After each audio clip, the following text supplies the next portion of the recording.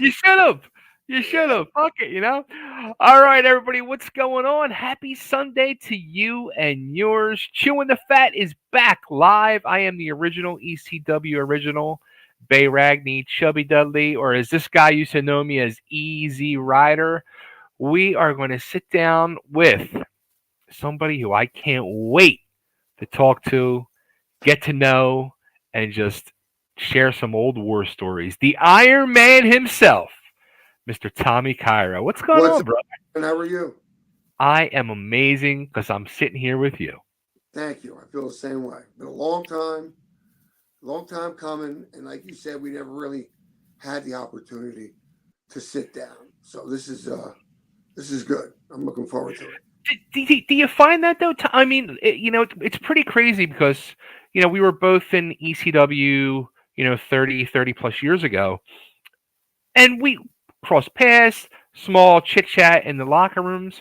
But it's like now, I have the opportunity because I'm doing this show, but it's like, wow, like you're finding out all these things about these people from all this time that you really never knew, and Yeah. it's amazing and interesting. And did you actually get to like really sit like through your time in the business with people in the locker room and really have these conversations? Yeah, but under different circumstances. ECW locker room. Once there was a lot of not unrest, but a lot of action. A lot of Yeah, comings and goings. yeah, First you had Todd, then you had an offshoot of TWA.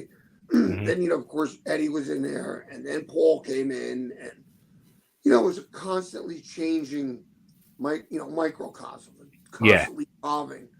But over the years, yeah, when you worked in a more relaxed setting, mm, for the Dennis Corluzos and the King and cousin Luke and Frankie Goodmans and Doc Diamonds, when you worked for all those people, which I did for many years. I had a good group that I worked for, and with 7, 8 different promoters running shows, it kept you fairly busy, busier than a lot of people were. right, But uh, that has changed, and then it's changed again. But sure, well, yeah, I mean, I've sat down, but the travel wasn't there. It's not there now so much for a lot of the indie hmm guys. But I did north up in New England, bunch of stuff with Manny down south and cousin Luke also. So right, those times where 6, 8, 10, 12 hours in a car, yeah. And then those same people at the hotels, you know, I'm not going to say I didn't party, but I was very careful who I enjoyed myself with, sure, because I knew that loose lips sink ships. So if you're yeah, gonna let your hair down, make sure you let it down with people who aren't gonna be blabbing about it. Like, oh, yeah, you know what I mean. exactly, And so the Jimmy Snookas and the bigger name stars that were around when I was breaking in, you did, and you sought them out, like Davey O'Hannon. I just got off the phone with Davey. Um, those kind of guys that you were looking to learn from, hmm um, and having come in the right way and through the right people, I had those opportunities right from the beginning. So I felt very much blessed to be able to come up that way. Plus, I was not a kid. I was I 28. I was gonna say I wonder because yeah, because I mean I was 22 when I first met you, There was only so 6 years I different. How old are you? no I just turned 54 a couple weeks ago. All right. Well, you're 10 years younger than me. I'm Yeah, 64. No, I'm yeah. 66. I'm 66. So yeah, that makes sense. You were younger. You were what the age that you normally break in. Yeah, You know, yeah. not, people in their late 20s and 30s, not much of that. You know. Um, so yeah, I would say I got to, but like I said, again in the locker room, like out of the ECW, I mean, what was it, 40 guys in there? Yeah, yeah, it did get You crazy. know, and you would, if we were doing the TV and you had 3 or 4 different, Yeah, hours worth of taping, sure. you were getting changed, switching this, doing that. What's the next Mhm. promo? Or, remind me, I got a funny story about Snooker. It Okay. has to do with that. So we All don't right. get So to I meet want to all go. of us, you know. I want to go back to the because again, I don't know this stuff about you. I know little tidbits, but I want to like go back to the beginning. I want to know like what was Tommy's earliest memory of professional wrestling? Like, were you a fan as a kid growing Oh up, yeah, or yeah. yeah? This is love this story. So I'm about 8 years old, Okay, and somehow I think it was my uncle. I discovered pro wrestling. Now, okay, in the form of Washington D.C. came from 12 noon on a Saturday at a WOR Channel 9 TV in New York. okay. It was what was his name? This is Ray Morgan was the announcer. So wait, you grew up in D.C.? No, I grew up in Jersey, That's what I thought. but Okay. the wrestling was being taped from DC. Okay, okay, It was called Heavyweight Wrestling from Washington D.C. okay, All right, if you look on YouTube, you'll find black and white.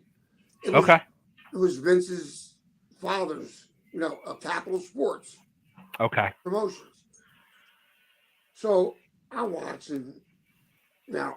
I started watching at 8, so I was around 10 years old, right? okay. Saturday morning.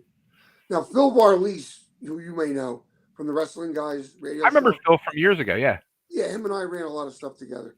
He These syndicated shows, they were never rerun, Right. right? So it was a one and done. You saw it, you'll never see it again. Yeah. Okay. So this is the deal. The week before, Ray Morgan announces next week we're gonna have a huge tag team match. The team of Baron Cicluna and King Curtis will be facing Bruno Sammartino and his kayfabe cousin. Who is that? Larry the Disco. Antonio Oh. Puglisi, aka Tony Parisi. They used to Oh. introduce him as Bruno's cousin, Okay. Antonio Pugliese. So against Bruno and his cousin. So next week they're telling you before the main event, yeah, don't forget tonight, stay tuned. Bruno Sammartino and his cousin, Antonio Pugliese, blah blah blah. So it comes time for the match. And ladies and gentlemen, it's finally time for the main event. Introducing first the heels. Introduce the heels. They come out. They introduce, and from wherever in Italy, Antonio Pugliese. He comes out. They didn't come out as a team. Okay. Ladies and gentlemen, finally, his cousin, the WWF champion, from Piso Ferrato, Italy, via Pittsburgh, Bruno Sammartino. Nothing. No Bruno. Looks around. Ray Morgan looks around. Well, ladies and gentlemen, I'm not sure what is going on. And then a guy comes with a note. He looks at it. He says, ladies and gentlemen, I'm sorry to inform you, but Bruno Sammartino is having transportation troubles. And it looks like he missed his connecting flight. So we don't know his whereabouts right now. What happens? The heels attack Antonio Pugliese. They're putting the boots to him, right?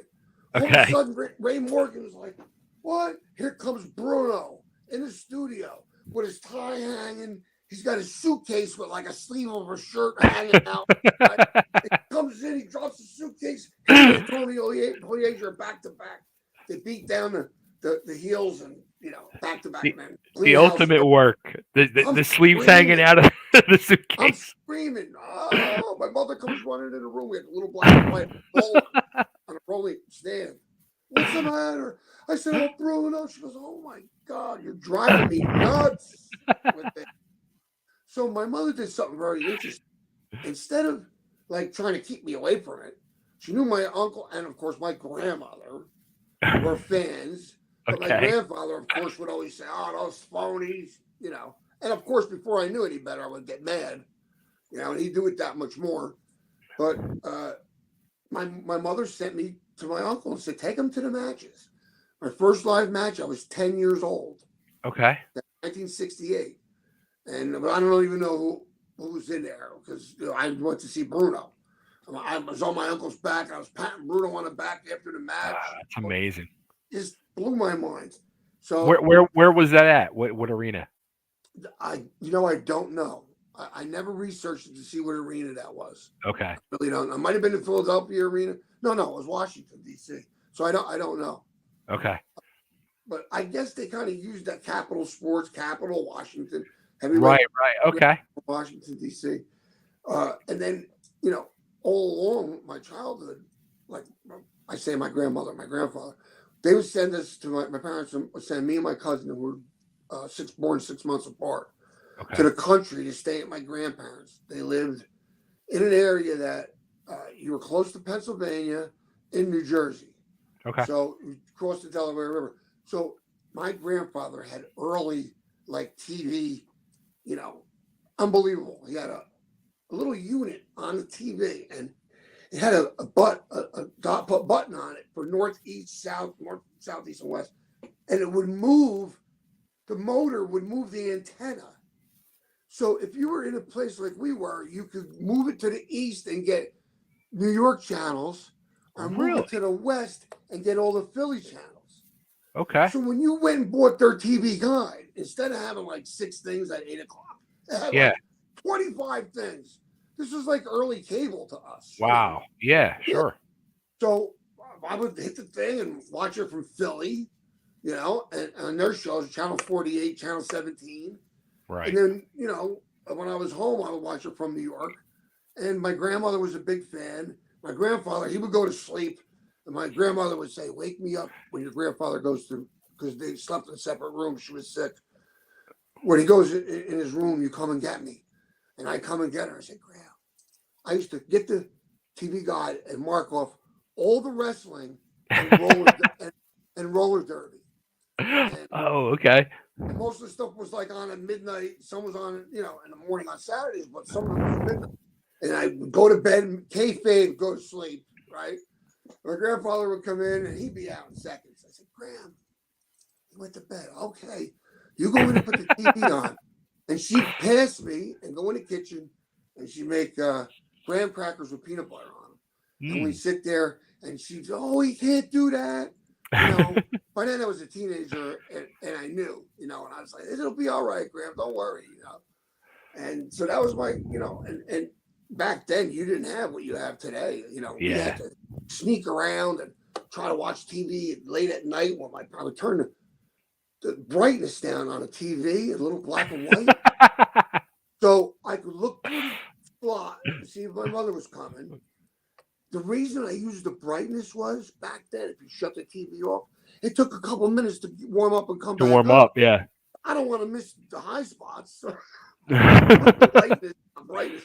But my mother found out because behind the TV, if you came in, the tube was glowing in the back of the TV. Okay. So she Okay. caught me. Yep.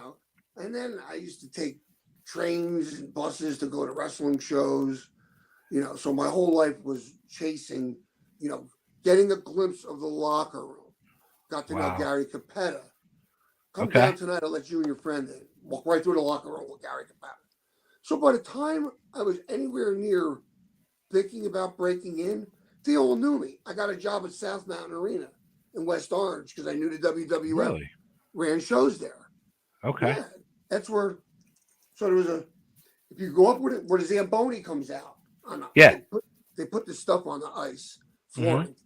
They put chairs, put the ring, and then you're in the hallways in the back, the rubber floors, the benches, because when you're wearing skates, Yeah. So where the Zamboni comes out was where the wrestlers will go out, but there was a black curtain there. So if you went up the stands, which were never completely filled because it held like probably 8,000 there, go all the way up to the top and look over the Zamboni ramp, and you can see the wrestlers waiting down there to go out. Okay. So I go over there and I look down, and there's Johnny Rods. I go, "Java Rook." His head spins around. He walks up, makes eye contact with me. Don't you know, years later, I'm in a locker room with Johnny, and I said, "Hey, John, you remember some little kid?" He goes, "That was you jerk." I'm wondering who, because nobody knew that Johnny Rods was Java Rook. I knew it because I saw pictures from Poughkeepsie, New York wrestling, Johnny Rods. Then in the back, there was pictures from the Olympic Auditorium, Java Rook. Wait a minute. Java Rook, Johnny Rods, same initials, same boots, same trucks with the camel on them. That's Johnny Rods, Wow. I mean, stuff like I go to a show at an armory and go to one next week, and I see Tito Torres and Pete Sanchez do the exact same match week to week, back to back, Yeah. but only switch the win. Yeah. You know, like I put you over last time, you put me over. But only a kid who went to two matches like 10 miles away, a week apart, would know that. We know that. Yeah. You know, most kids were going once a year.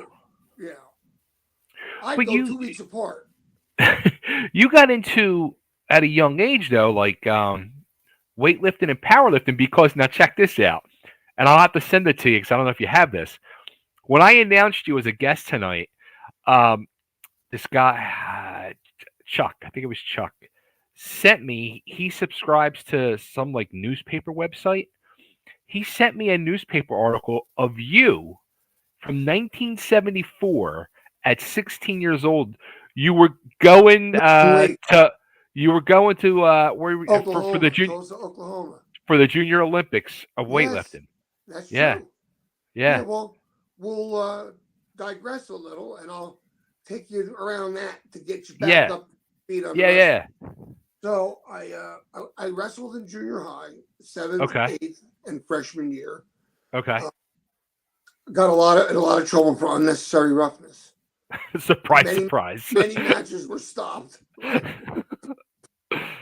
So at the same time, I was in jiu-jitsu. I had my black belt at like 18.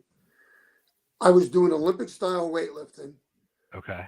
So at one point, I was in the electrical union working in the apprenticeship program, going to school 2 nights a week, wrestling and bouncing on the weekends. So I would leave wherever I was wrestling from, and if it was wrestling that night and I had to work that night, the owner would be like, "Whenever you get here, you get here." So I get there before last call. He's still paying me, or I get there at midnight, or depending on where the show was. Triple double duty doing everything. So at one Wow. point, when I was in junior high, I was doing the wrestling, I was doing the martial arts, and I was doing the Olympic lifting. But Okay. the Olympic lifting was giving me like I had a picture up here. We had an Olympic champion in our town, Phil Rapaldi. So we had weightlifting was free, and Mhm. we had a gym, and everybody worked out in my town at one time or Okay. another. You either worked out or got high, or you got high and you worked out. What it was. So I said I didn't like the way it was making me look because it grew your traps, it grew your triceps, not your biceps. It grew your butt and your thighs. It just gave you an odd look. And Right. I always liked bodybuilding. Now, somewhere Okay. there's a picture of me, 2 years old, in Florida, on a blanket, holding up a bodybuilder magazine with the bodybuilder on Really? the front, lat spread like this. It already set the seed. My father had weights in the car going to Florida. He used to work out. I was Huh. looking at the magazines already, so Right. it was here. I Sure. knew everything about it. So I'm sitting in Mister New Jersey. They call it the pre-judging. That's where Okay. all the actual judging happens that night. They have the big show. I'm Okay. sitting in the pre-judging, transforming myself from the active competing weightlifting so I could get into bodybuilding, and has already started changing my training. And we go to this. I got beers under the seat. We're drinking beers. I'm at the 82 Mister New Jersey, in Bloomfield, New Jersey, and I see this kid Gerard come out, Gerard Macciola, and he was in the middleweight class. He comes out and he got third place. I go to my friends, we're drinking beers. I go, I could beat him right now. Now, it might have sounded a little boastful, but don't forget, I was a 3-time junior Olympic champion Right. in Right. weightlifting. I was a wrestler. I was in martial arts. I already knew it. I said, I can beat this guy right now. And they're like, yeah, yeah, yeah. I'm not even kidding. I sat there and I said, you know what? They're like, have another beer. I said, no. You know why? It stops today. They said, why? I said, because I'm coming in this competition next year and I'm going to win the middleweight class. Never been in a bodybuilding competition yet. Oh So shit. now I trained for a whole year, 8 months into my training. I had to go somewhere to pre qualify. You could not enter the Mr. New Jersey unless you placed in the top three in some other regional competition of their designation. Okay. So I did that, won first Shit. place in my class, went to the New Jersey. I'm on my way You're, now. so that was your first competition, and you won First first place. competition. I won Wow. my. Now I'm on my way to go to the Mr. New Jersey with that win under my belt. And Right. I'm going to a place called the HERE Institute, Health, Okay. Exercise, and Athletic Rehabilitation. Okay. Why? That's where they did the hydrostatic weighing. They dump you in a tank of water. And depending Oh. on the displacement, they tell you you're 181 pounds of bone, flesh. The rest is this, the rest is that. This is your metabolism, right? And what you need to maintain, gain, or lose. They had me scheduled to weigh in and compete at 188. Hmm. The limit, so middleweight was up to 176 and three quarter. Anything over that, up to 198 and three quarter, anything over 198 was light heavy. So Okay. I'm planning on going in the light heavies in the Okay. middle of the class at 188. Now, I'm not at the top of the class. You would like to be because for your height, you would like to have the most amount of muscle. So I was shy 10 pounds of the limit, but I wasn't overly tall. So I'm still Okay. going to make a good silhouette at that weight. Well, Sure. then I find out that Casey Kacharik, I got the pictures here somewhere too. I don't know. He's going in and he's got 10 years experience on me and he's trying to requalify to go into the Nationals. I just had to qualify to go in New Jersey. Yeah. Yeah. I'm not his level.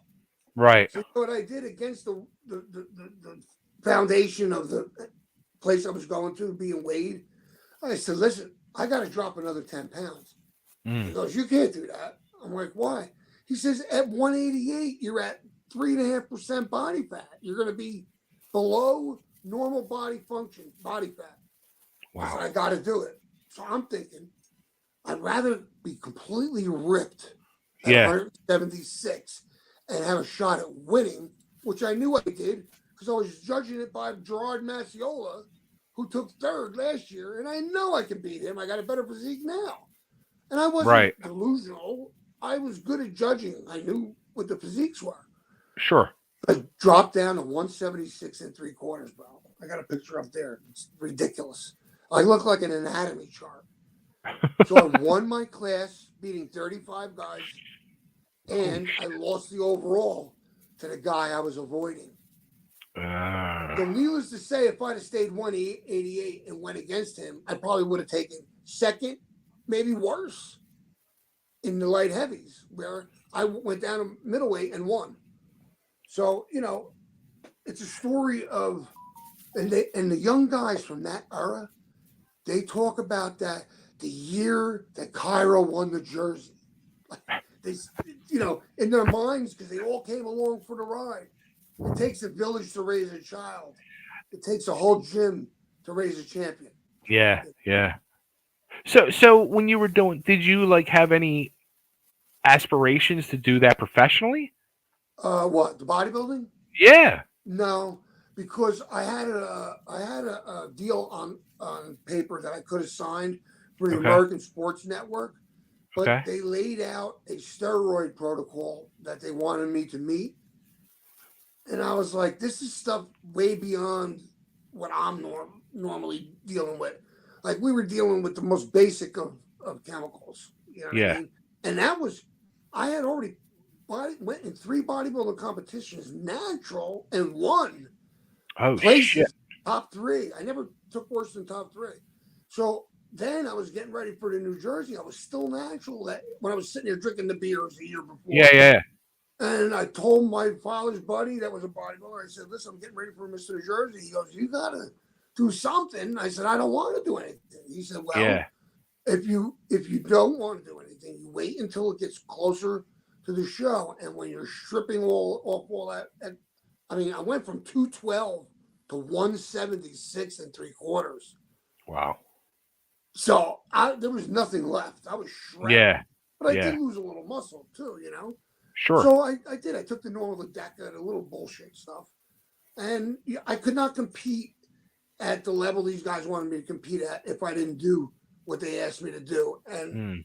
I was tired of that. I was like, what you do for wrestling to maintain is nothing like what you are expected to Yeah. do bodybuilding.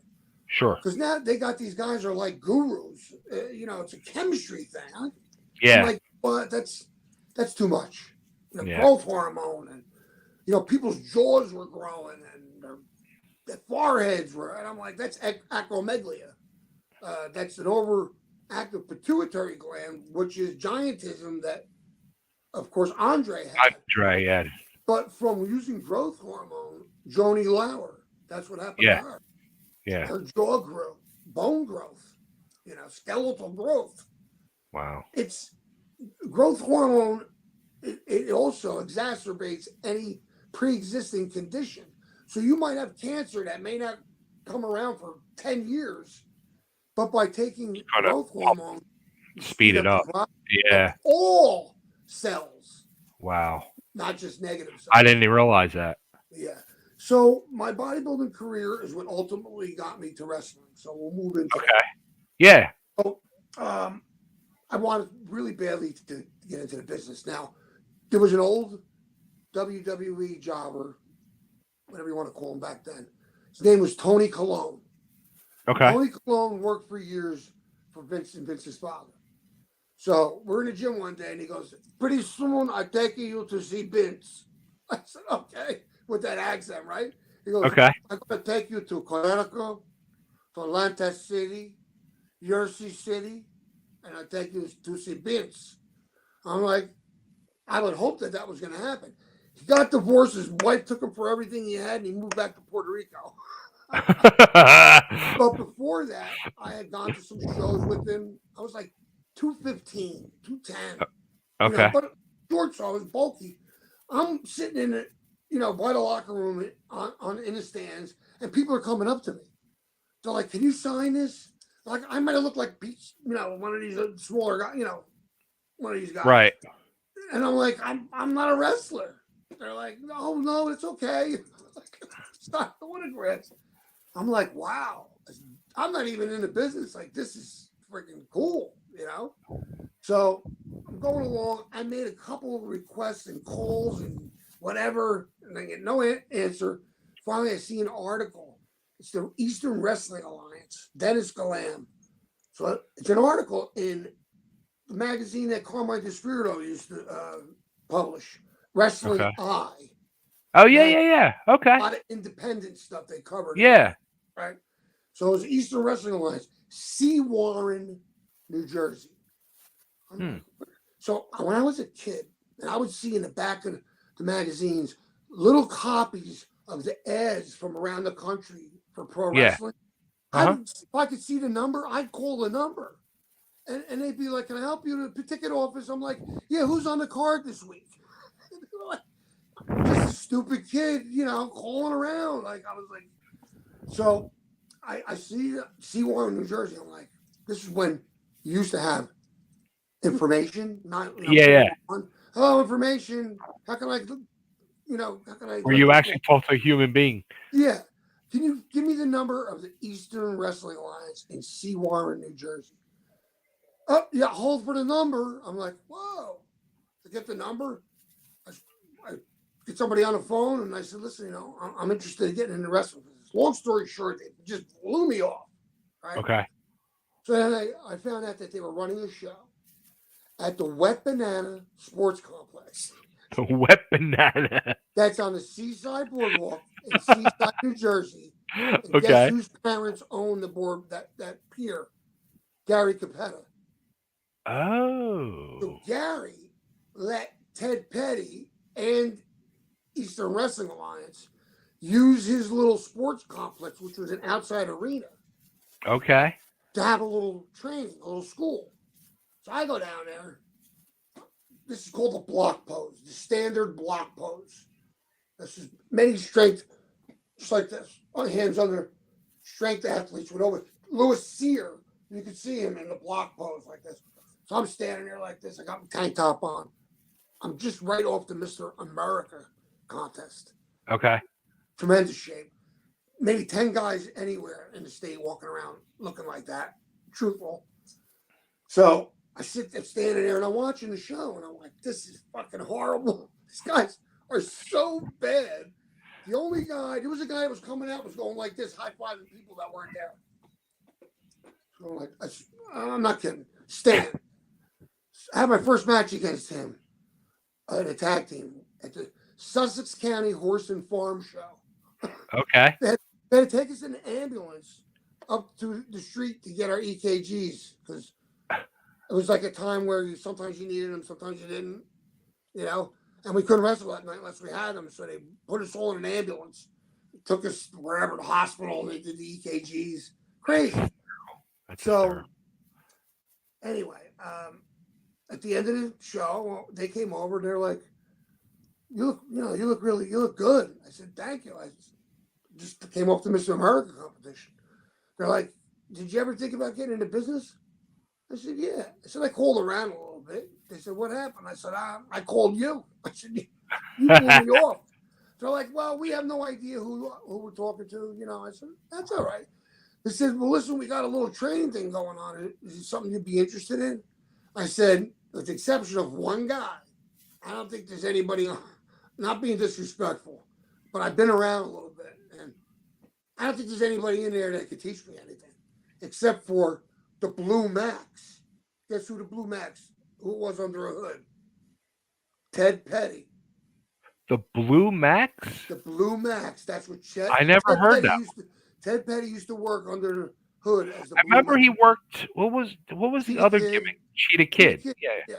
No, he did. I got a picture of him and I together in matching red trunks. I was Mr. New Jersey, Tommy Cairo. He was Antonino Rocca Jr. Really? Wrestling barefoot. Yeah. It's right on the wall over there. Yep. So he started out, he did Blue Max, he did Colonel the Clerk as a tag team partner for the, what is it?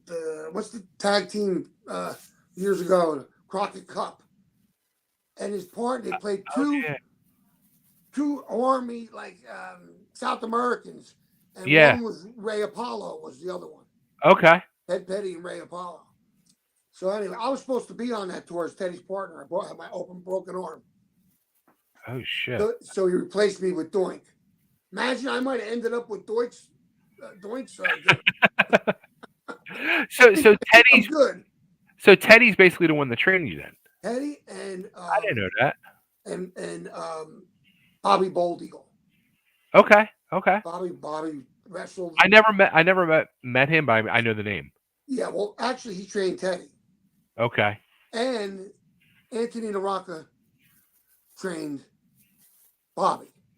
Okay. So, Teddy took that as like his persona, wrestled barefoot, and did all the flying stuff. I didn't even know that stuff about Teddy. I only knew Cheetah Kid. Yeah. Cheetah Kid. And so I had my first match, I'm going like maybe 3 weeks now. It was so hot there in the summer, you couldn't even lay on the canvas. So we had to hose the canvas down and then work out. So I'm there one day, maybe I'm like 3 weeks in, and I'm already doing all kinds of crap. Sure. So this guy comes down and he goes, "Hey kid," he goes, "come over here." Tom Fernini, Savoldi. Okay. ICW. He goes, "Hey kid," he goes, "come over here." He goes, "take this." I go, "What is it?" He goes, "I want you to be in East Lyme, Connecticut next week." I said, "For what?" He goes, "What, you hit your head already?" "What do you mean for what?" "To wrestle." I said, "Bro, I'm still training." He goes, "You're fine." And I was. Most of his guys sucked. You know what I mean? But I got to meet and work with a lot of different guys. Ultimate Warrior, Vern Guy. I mean, not there. But yeah, Vern and Nick Bockwinkel. Because they did a TV taping with the AWA. And that's where I went to East Lyme, Connecticut. I did a job for Colonel De Beers. Okay. It's the only match you'll ever see where I have zero offense. Because I didn't know any better. Sure. Go in and listen and boom, boom, boom, tomb style fire driver. Boom, thank you, sir. So what year is this about? 1996. No. 86. No, 86. I'm sorry. 86. 1986. Wow. Yeah. Okay. Huh. Yeah, so I worked with Teddy. I did the ring truck. Me and a guy by the name of Davey Giggled, Davey G, who worked under the name Masked Russian. Him and I went up all around New England. That's when I was wrestling with what was that kid's name? He was good. Brian Walsh, blonde-headed kid, Nature Boy. He had like a Ric Flair gimmick. Way Okay. back, there's a short clip of him and I wrestling up in New England. Went up all around New England, ran the truck, did the dates for Teddy when he was doing his other business, furniture Really? moving business, and learned the right way. Another early influence was a guy by the name of Pete Reeves. Now, Pete Reeves was a short guy. He wrestled for Vince McMahon Sr. as a Okay. jobber. And how I remember first seeing him is there was an article in a wrestling magazine, and he had like bell bottom pants on, jeans, and a Okay. t shirt, and he's in the gym. Because back in the day, like that wasn't unheard of. You wear a pair of Sure. jeans, and he was on the Easy Curl machine, and it said Pete Reeves. He used the name Reeves because he looked a little bit like Steve Reeves. Okay. He had like Steve Reeves when he did Hercules with the little Yeah. goatee, and so he Mm-hmm. looked like him. Well, his aunt was my mother's best friend, and he lived across the parkway. She lived across the parkway. And when she said to my mother, my nephew is, because my mother said, my son's driving me nuts with this wrestling. She said, well, my nephew's a wrestler. And she said, who? She says, I wouldn't know, but I'm sure my son would know. So my mother comes in, she's on the phone. She goes, do you know Pete Reeves? I go, yeah, why? She goes, that's Mary's nephew. I go, Mary across the way? She goes, yeah. I'm like, no way. Make sure you tell her to tell me when he comes. What kind of car does he have? A Thunderbird. And I've been looking over there. Like kind of like Larry Zabisco, looking through the bushes into Oh, Bruno's that's yard. hysterical. Yeah. That's And he goes, hysterical. so finally, what was I saying? I'm sorry. The Pete Reeves and Oh, Pete Reeves. So then he would come home, come to his aunt's house, and I shoot over there because I was glued to the house because he might come. I don't know if yeah, he's coming. yeah. Run over there and I bust his balls and ask him all kinds of questions and so on and so forth. As a matter of fact, when I ran my first few shows with a friend of mine, Keith Shearer, we ran IFN, International Fighting Network. Okay. And we honored him at one of my shows. And I Wow. just talked to Davey, and Davey says, man, he's not doing good. He says, but I'll tell you one thing. When I mention your name, he lights up. And I'm like, because I always made a big deal. Even Davey and I were at, now Davey O'Hannon is, I mean, come on. The guy's legend. Yeah. Said, we went to I don't know, up north, New York, a Hall of Fame dinner. And we get into the room, where the banquet room, and there's the banquet, where the host sits, elevated, and then there's tables right in the front. So I headed right to the main table. Mm. And Davey, I'm with Davey and his wife. Davey looks down and he goes, it says reserved. I go, who the fuck you think it's reserved for?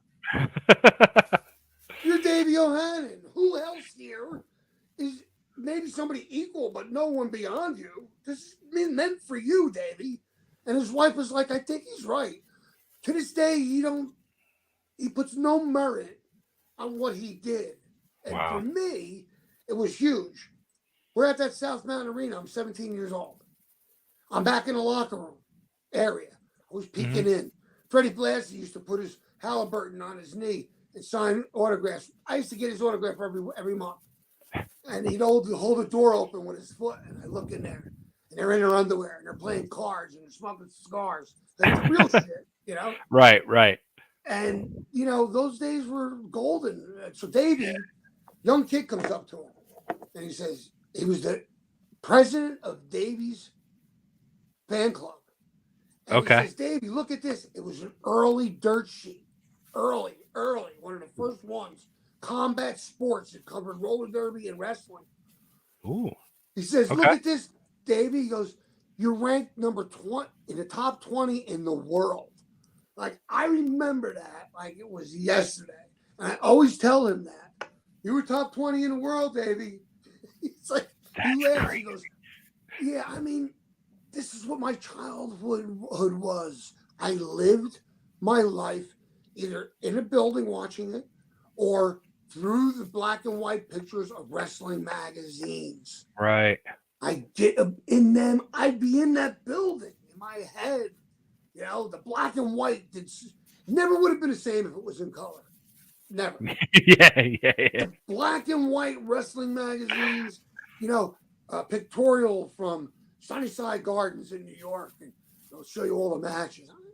And the Ring Wrestling magazine had all those little Buckeye and Keystone Yeah. Yeah. Rankings and Freddie Rubenstein. Remember Freddie Rubenstein? Sure, of course. He wrote for that for those articles. Really? Okay. Yeah, the results. I used That's to read awesome. the results. That's why I knew who all the guys from England were. The magazines, when Southwest Championship Wrestling came on Sports Channel, I was like, I knew all these guys. Bruiser Bob Sweetan. I knew who he was from the magazines. I never got to see him. I used to mark out for myself when I would go to the newsstands and see the results and see my name, and I was like, "Oh my god!" I'd fucking lose it. You were a kid doing that, and now some other kid is doing it and seeing your name on there. Yeah.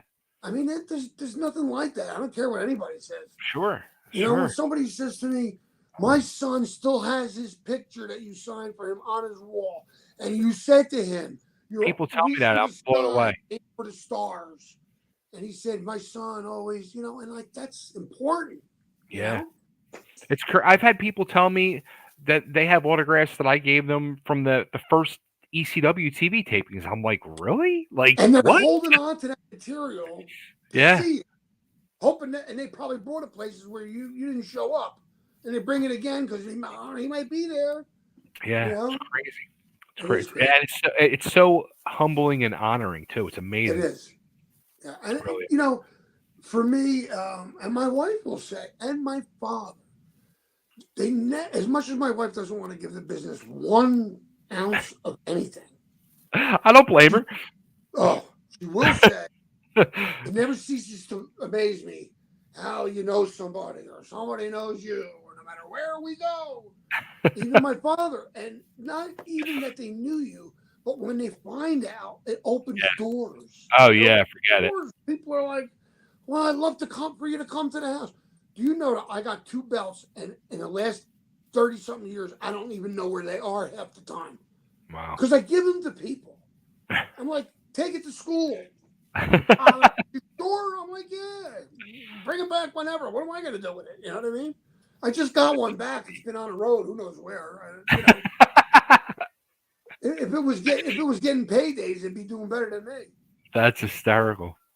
Now, did you do any jobs for Vince or anything in those early days?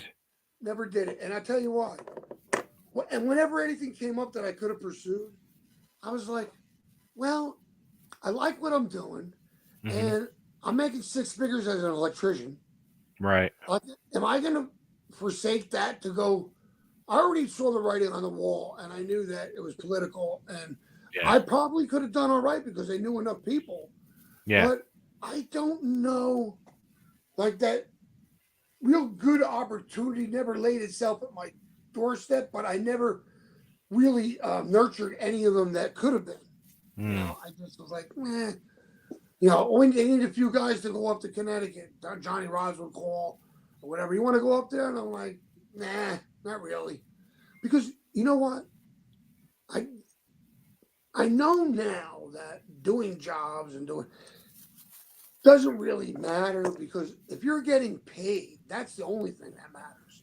Yeah. But then again, if you want to make something of yourself, you got to be careful what you do. Yeah. In the meantime. Sure. Because it's like this. Did you watch The Sopranos? Yeah, of course. Remember the guy Davey Scatino? He had the sporting goods store. Okay. And they took it over, and they. I saw him try to do like a role where he's like a tough guy. I'm like, don't work for me. No. Playing that role where he was the punk ass guy gambling and trying to scoot around, what's his name? Called him out. Richie Aprile, Yeah. You owe me money and you don't pay me, and you got money to play here. And he Hmm. was a little nerdy guy. Didn't work for me, even though I Yeah. know it has nothing to do with he's an actor. Once Yeah. you see him in a certain role, it's hard for me to take him seriously No, unless you're he's a right. really good actor, and Yeah. he's not that good, so that makes sense. So I think I knew enough not to just you know whore myself out because Yeah. I know where I am with this thing. And I have my family pulling me in one direction, stay at work. So um, Did you ever work with that NWF in the late '80s? no, that what was that? That was I think it was DC Drake like booking for that. I yes. think. No, I never worked for them. Okay. I never worked for. I never met DC Drake. We only know Never. each other, yeah, from online. I never met him. Really. Yeah. Okay. Oh, only time I Wow. met all those guys when ECW started. I think Okay. So I knew Larry Winters prior. okay. So how about like the whole Tri-State Wrestling Alliance and Goodhart and all? Did you ever try to get No, involved with Joel at all, no, or I was over here in Jersey and New York. I was in New England. I was down okay? south. I would say that at my peak years were probably 92 to say 2000. And when I wasn't in ECW, I had a myriad of promoters that ran 4, 6, 8 shows a year, but there was Yeah. 20 of them. You Yeah. know what I mean? So everybody and their brother. But I didn't work for a couple guys. I never worked for Mike Dano. Okay. I I never haven't heard. worked. My God, I haven't heard that name in freaking Yeah. 30 years.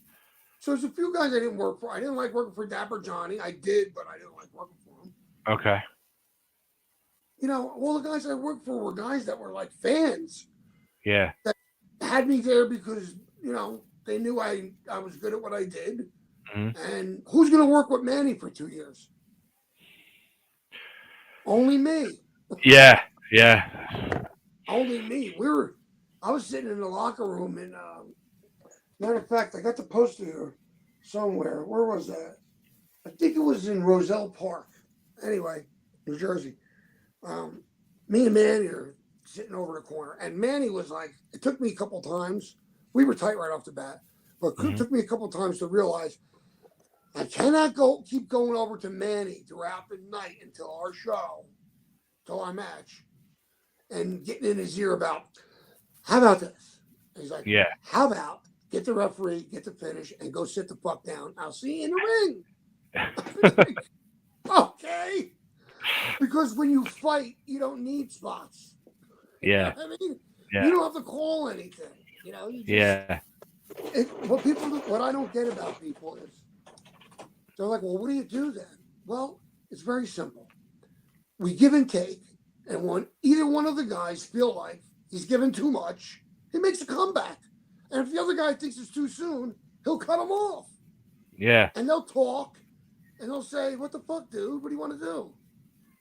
And that's it. Those are guys go when you see guys in the locker room and they're ducking clotheslines in the locker room and like walking through the match. I'm like, how come all you guys that do that, you go out there and you fuck up anyway? I'm like, just let it happen. Just let it happen. Yeah. Because It's you it's don't such know. a new business now. Yeah, I couldn't. I'll be honest with you. I didn't have the head for that. Yeah. Me And that's neither. why I didn't like tag team matches. Wait a minute. Now I got to remember me, you, and you, and you. No good. Just tell me when you want me to come in or tag me in. No, I can't be bothered with it. It's like when you're first in the business and you're like, all right, Cairo, you go out number 4 in the Battle Royal. Right. Stay Right. in until 4 from the end. What happened? You said go out 4th. No, go out 4th. I thought it was a big deal if I could stay in longer. And then after a Sure. couple times, I'm like, throw me out immediately. Get me out of here. Yeah. Yeah. Like I said, I did this thing for Tommy Fierro when they honored me with this Lifetime Achievement Award. And Bull James, I think the kid's name is, Okay.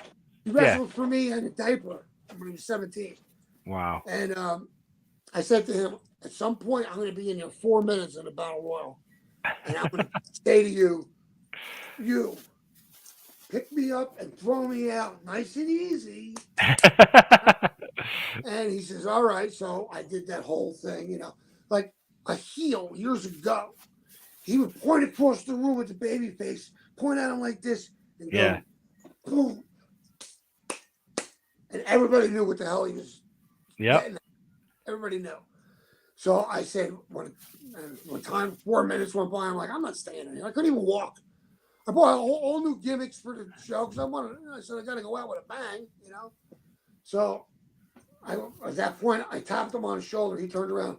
I said, I want you to pick me up and put me. I'm saying it. He goes, okay.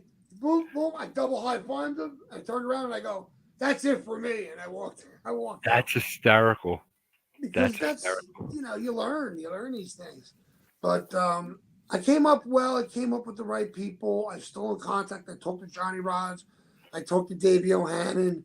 I haven't talked to Bobby Bold Eagle in a while. Okay. AJ Petrucci was just asking for me. You know I just AJ from yeah, I did an yeah. interview with him about a month ago. He Him and goes, Doug. he said to Desiree, Jason's girlfriend, how is that bastard?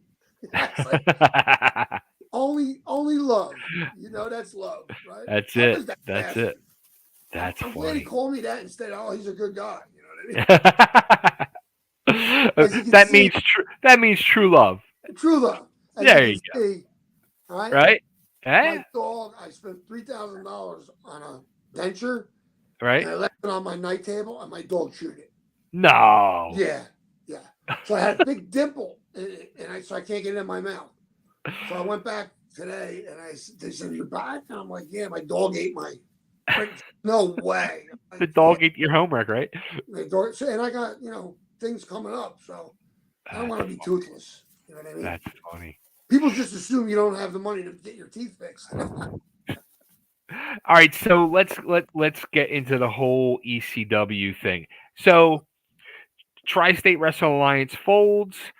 All of a sudden, up from the ashes starts Eastern Championship Wrestling, and out of nowhere, for me, because I hadn't known you, I didn't hear from you, comes this muscle bound fucking dude that can work, Tommy Cairo. I'm like, who the fuck is this guy? Where'd he come from? So No. how did you end up in ECW? All right. Well, I was good friends with the Pitbulls. Okay, I was there. I was around when he broke in, and I was talking to Gary one day, and I think him and Anthony were in Japan. okay, So, or he was injured and Anthony was in Germany. I'm not sure. The Mad Bull Buster. That was Anthony's name in Germany for Otto Wanz, CWA. okay. So I said, "What's going on, man? I'm looking for a new place to work. Add to my list." He goes, "Well, there's this guy in Philadelphia, Todd Gordon, and he says I can't get over there right now." He says, "And I'll give you his number." I said, "All right." I call up Todd. Todd didn't know who I was, Sure. and he says, "Listen," he goes, "I do this yearly thing, a show for these kids in need at the Variety Friday Club." Club. Yep. He said, "There's no pay, but if you come down, you can work a match and show me what you got." I said, "Great. I'm smart already by now." I go, You know what? I wonder if you were probably on the same show I was, because I had to do the same thing "Did you?" in Yeah, probably. summer of Probably. Yeah, '92. yeah, that was it. Because I started in '93.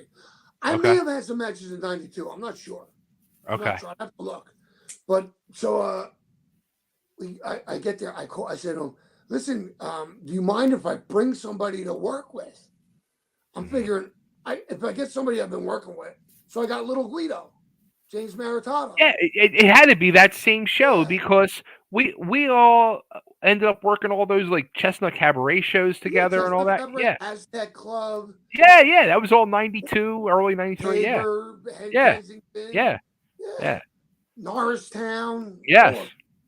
But he goes, "Yeah, whatever you want." So I brought Little Guido down.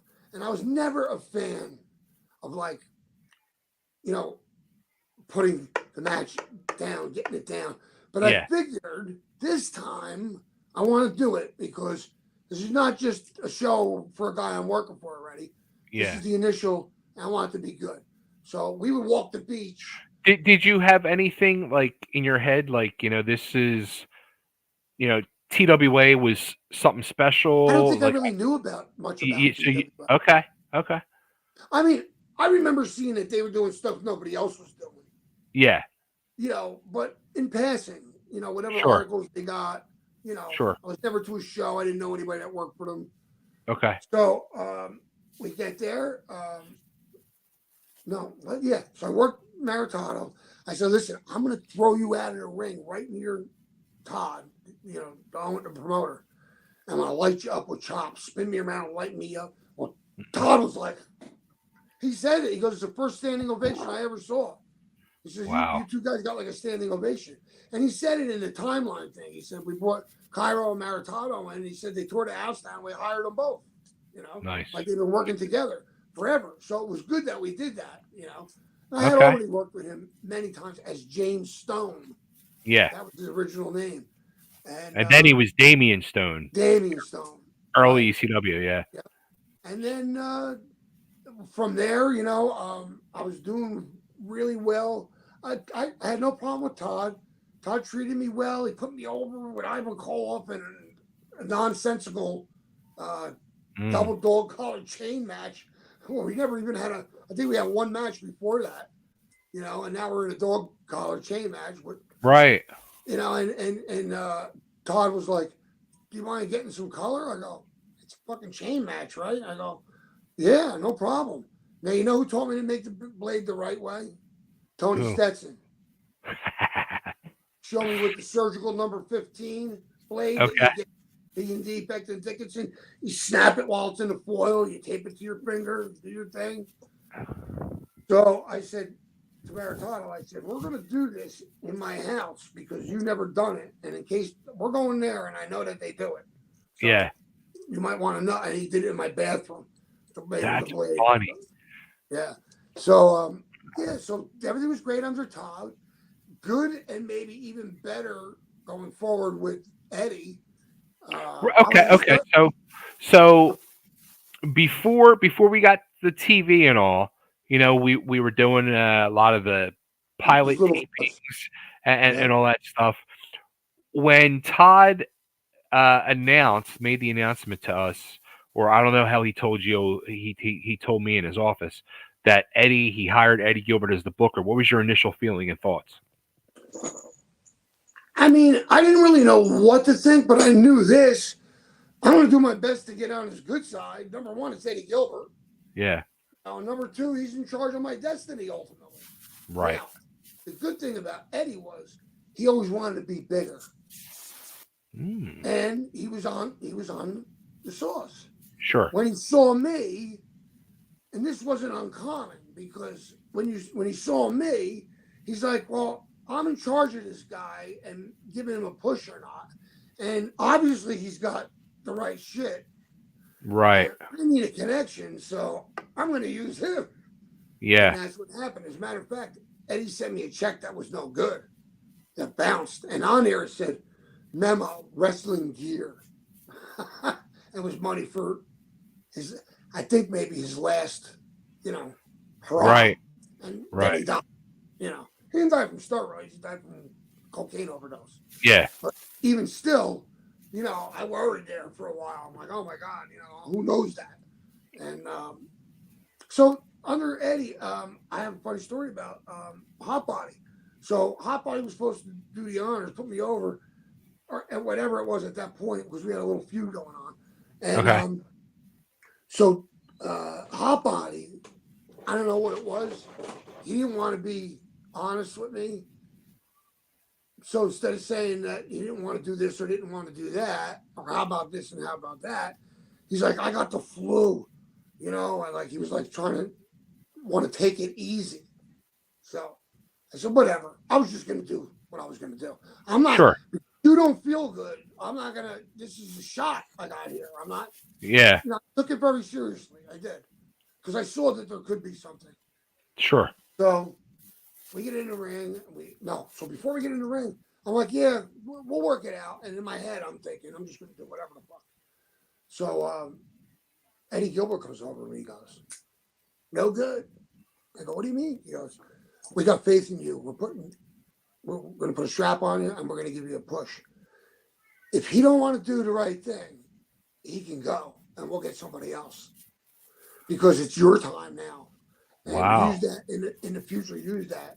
And I learned that. I said, "Now wait a minute," and I used that when Snooker came up to me at the Chestnut Cabaret Okay. TV taping. It was like the second hour, and he's like, "Brada, can I borrow your tights, bro?" Because I had the animal prints Oh yeah, in yeah, yeah. neon, and he liked it. And I don't know if he didn't shit his shorts or whatever. And Right. I looked at him honestly, and I go, "Jimmy, I got a different trunks for every hour, and I'm working all 4 hours. So I'm sorry." To Jimmy Snuka. Years later, he Okay. goes, "Bra, when we were tight," he goes, "Bra, I remember, bra. You want to give the bra the tights. Now I understand, bra. And you had all the gimmicks, bra." Jimmy Snook, I brought him Glacier Freeze. It was snuff. It's a powdered tobacco. English Okay. is it. And Salvatore Palombo used to bring it to me from wherever. It was called Glacier Freeze. It came from Germany, I think. And that's what me and Angel were doing. And it was going around the locker room. We were doing brown heroin. I'm Oh like, these guys God. are stupid. It's tobacco. Are you nuts? So when Jimmy saw me in the locker room, he goes, "What do you got there, brah?" And I told him, he goes, "You got all the gimmicks, brah." I remember for Gino Caruso. All right. Okay. So we're at a show, and it's me, Jimmy, a couple other guys, and we're out back. The door's open, and Jimmy's match is coming up. They're like, "Don't go too far." He's like, "All right." So we go. We get in this Jeff's Metal Maniac's big freaking Buick. It was like 20 foot long. I said, "Get in, Gino." Gino gets in the back seat. He scoots over. I said, "Go ahead, Jimmy." Jimmy gets in the middle of the back, and I get in. Start passing it around, right? Passing the joint around. "Jimmy, you're up!" They holler from the back door. Jimmy holds in his hit, walks to the door. Right before he goes in the door, he goes, walks in and goes through. I go, "Now that's a professional." So many good times, man. Oh man. The So Aztec, remember they had that pool outside? with Jimmy and AJ. Yeah, well, me and Yeah. Jimmy were sitting.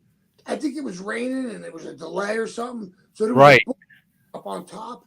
Yes. Me and Jimmy were behind the bar, sitting low on milk crates. Okay. Right, we're in it. So, over the course of a couple hours, we were shit faced. So now Yeah. him and Jeff are following me. We get pulled over like on the bridge going back to Oh Jersey. shit. Yeah. And the cop is like, he sees them sitting behind me, and they stop behind me. He goes, "Is that Jimmy Snuka in the car?" I go, "Yeah." He goes, "Go ahead." And Jeff's mentality was, I said, "Jeff, every time we take your car, we break down." He goes, "Yeah, but I got AAA." Like that was his insurance policy, was AAA. Oh my God. I'm like, "Yeah, but we'll be stuck out here for hours no matter what, AAA or not." So Oh. with Eddie, I was doing good. They put the So you Pennsylvania liked title. working under Eddie and Yeah, I mean, the only thing I didn't like was, but it was still young in his career. He was still concerned about getting himself over, yeah, like most bookers, sure. and a lot of it was at the expense of guys that should have beat him. Or it was hard to believe that a guy his size could do so many Yeah. things. When you start seeing like the local guys that were Disappear. there start disappearing, Remember the did it make Wolfman? Remember the Yeah, Wolf? of course. Who was that Dudley. kid? He had a sailor gimmick or something. Psycho That Sailor. it was ripped. Yeah, the Psycho Sailor. I mean, Yeah. Jr. I mean, your partner, JR Rider, HD, HD Rider. Pat. Um, Yeah, yeah, even AJ and his partner. yeah, I mean, a lot of the top guys were gone, not there for the biggest part as no, far as no. exposure goes. The hot I mean, body. you guys were some of the last ones. I mean, you and Hot Body Stetson, fucking Rockin' Rebel, Yep. um, and Sandman. I mean, you guys were the ones that made it to the next level, the next Yeah. stage, and Yeah. then it even dwindled down more. And do you know what happened? So How? what? All right, first, let's get to this. Um, Two people started the hardcore revolution. Me and the Yes. Sandman. Okay. Okay. Not Tommy Dreamer. We did a year's program. Right. Okay. So that being said, here's how it Now happened. the whole Kane thing. Whose idea was that? 'Cause I remember Yeah. it started with that kid, and then it. Yeah. Michael Fay Yeah. went to Singapore, did whatever he did. They Yeah. caned him. Paul comes in the locker room one night and he says, I want to talk to everybody. As we're sitting there, and he says, you know what happened with this kid? He got caned. Well, I need 2 volunteers to work a program that will involve this cane. And he said right up front, there's going to be a lot of color, and it's not going to just be your forehead. Right. The place went silent. Me and Sammy looked at each other. We didn't find me. I go, I don't care what it takes. If I got to get to the head of the pack and you want me to cut myself, I'll cut myself. You know, I'm not crazy about it. Because Right. at first I said I didn't want to do my arm because I tried it and it doesn't cut like your forehead. It makes a Okay. bigger gap and a bigger, scar. So anyway, everybody looked at us like, and they came up to us after we volunteered and said, like, even the pit bulls. I remember Gary. Oh, what are you going to do? Anything he asks you to do? What's going to be next? I'm like, later on, I was like, you guys didn't remember that, did you? You forgot about that. So when Paulie was up there making his sermons from the mount on the Yeah. stairway, I was laughing. I was saying, this guy's a joke. Is he really serious? These guys are eating this up. There's even video of Tony Funk like Yeah. this, listening to Paul. I'm like, are they nuts? Seriously. So here's the situation. We did the year, and then Paulie started to turn on me and wanted me to do jobs for anybody and everybody, which I still did in my manner. I had to put Chad Austin over. Chad's like on his podcast, Really? he goes, Tommy's gonna fucking kill me. Why did he say that? Not because I have a reason to kill him, it's not his fault, but Yeah. because he knew that 1 minute I'm up here and now I gotta put Cairo, Cairo's gonna put me over. He was just on the top of the card. All right. We're gonna get into that. I want to talk this whole Sandman and Kane feud. No. Right. So we did the year and then you saw what we did. We did every match you can imagine, plus regular matches. And then when they made the change to Dreamer, it's like they took the cane out of my hand and put it in his hand. And that was it. Now, I never didn't get paid. Always got what Paul told me. No one. He never tried to fire me. And there was no one he could send after me. Either I was the baddest dude in the locker room or close to it. And the ones who could handle me possibly were friends. So I didn't get fired. My back was so bad at that point when he put me with Angel Right. and with the shit that was going on. And then, of course, later I found out there was way more stuff that I wasn't privy to because they knew, number one, Kyle's got a wife. He brings his wife. His wife hangs out with. Okay. So let me ask this then. So you get put into this angle with fucking Hack and Lori, and they want to do this whole thing where now Lori's with you. When that's brought up to you, how do you feel? Because you're fucking married. Are you like kind of like worried about this now? Are you kind of bugged out? No, never ever. I knew it was business. Right. And do you know that I regret after that? I would tell this, people ask me the story, and I would tell them the garden interview. And Yeah. when I said, I'm Eating just sitting here eating peaches. One of And the greatest fucking promos of all time. right? Thank you. And I repeated that in front of my wife as if it was something to brag about. Why? Because I never thought of it as a sexual thing. Never. Stupid, that's Lori. That's Right. me, and we're Right. all friends. And this is a R- gimmick. It's not Yeah. real. Yeah. They used to get mad at us. What are you guys doing at Gino's Steaks together? Oh my God. Hack's got the patch on. What are you guys doing hanging out together? You can't hang out together. So we were all together. We hung out. I stayed at their place when we got snowed in. We slept on the floor at Hack's house. We were friends. We'd smoke weed in the van, and do our thing. And we were tight. And that's why in later years, I kind of was a little pissed that he wasn't the one to like bring me up when they want to skip past that. Right. Dude, you only got over because of me. You got Yeah. over with me before Yeah. anybody else. I got you over as a Yeah. baby face when you were a heel. Yeah. I No, you're mean, right. You're you absolutely know, right. so His feud with you is what elevated his career to that next level. exactly. And it made the hardcore go forward.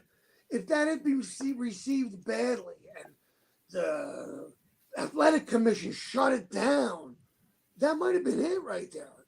Yeah. Things could have taken completely to be no attitude era. Yeah. People Oh might yeah. think people might think it's big of me to I'm blowing up my worth, but it's the truth. Like Dreamer sucks. He couldn't do anything to get anybody over. He couldn't use a blade right. It took him 10 tries to be able to get color. I mean, he was just a dope and no physique. No, you wear a t-shirt your whole career. You're supposed to be on a top guy on top. You're fat. You're out of shape. You talk about Ric Flair on an interview like he's a god. He's a scumbag. You know, I'm not bitter because I'm alive and I'm a much better person than a lot of these people that are still hanging around and still lingering. And I mean, look at Hack. We're sitting at a autograph section signing, and I got 3 good shots of him and I swinging the canes, like really good shots. And Right. I hang them on the table, and he picks one up and he looks at it and he goes, "This really is where it all started." Well, motherfucker, you never said that anywhere else. I was gonna say, like, when you go to do these autograph signings in these conventions, how does like Hack treat you, or Todd, or any? Uh, Not that great. And Hack and I were very close. Yeah. It's just that he's a degenerate. Okay. He lives the same lifestyle he's been living all these years. Um, not nice to the fans. I saw him sit next to me, sign a picture, take the kid's money, never looked at the kid. Push the picture over, and mistreated a girl that I know for 30 some odd years and her son who's got cerebral palsy, and tried to charge them for a picture that I signed that had both of us in it, and tried to charge them for a Singapore cane. I said, "Don't. I'll give you my cane." I said, I didn't expect Hack to give it to him, but Yeah. it's gonna never come up if you didn't want to give it to him. Yeah. Not trying to charge him. I told you these are people, friends of mine. Yeah. Yeah. So over the years, I grew out of that. These guys are even Todd. You see Todd, disheveled looking, like they look like they're still doing the gimmick. You know what I mean? It's like I think at some point you got to move beyond that, and it's like they got a little crew, and even when they go to these signings, like they keep to themselves. And quite frankly, I don't care. You Right. know, I don't live by that. I don't live for that. When I go to one of these, I might spend more on what I'm wearing than I make Yeah. because I don't have to make that money. I Yeah. have to believe that some of these guys are there because they need to try to do something to make some Sure. extra. I Yeah. don't Of need course. it. I don't go for that. I go there for the people.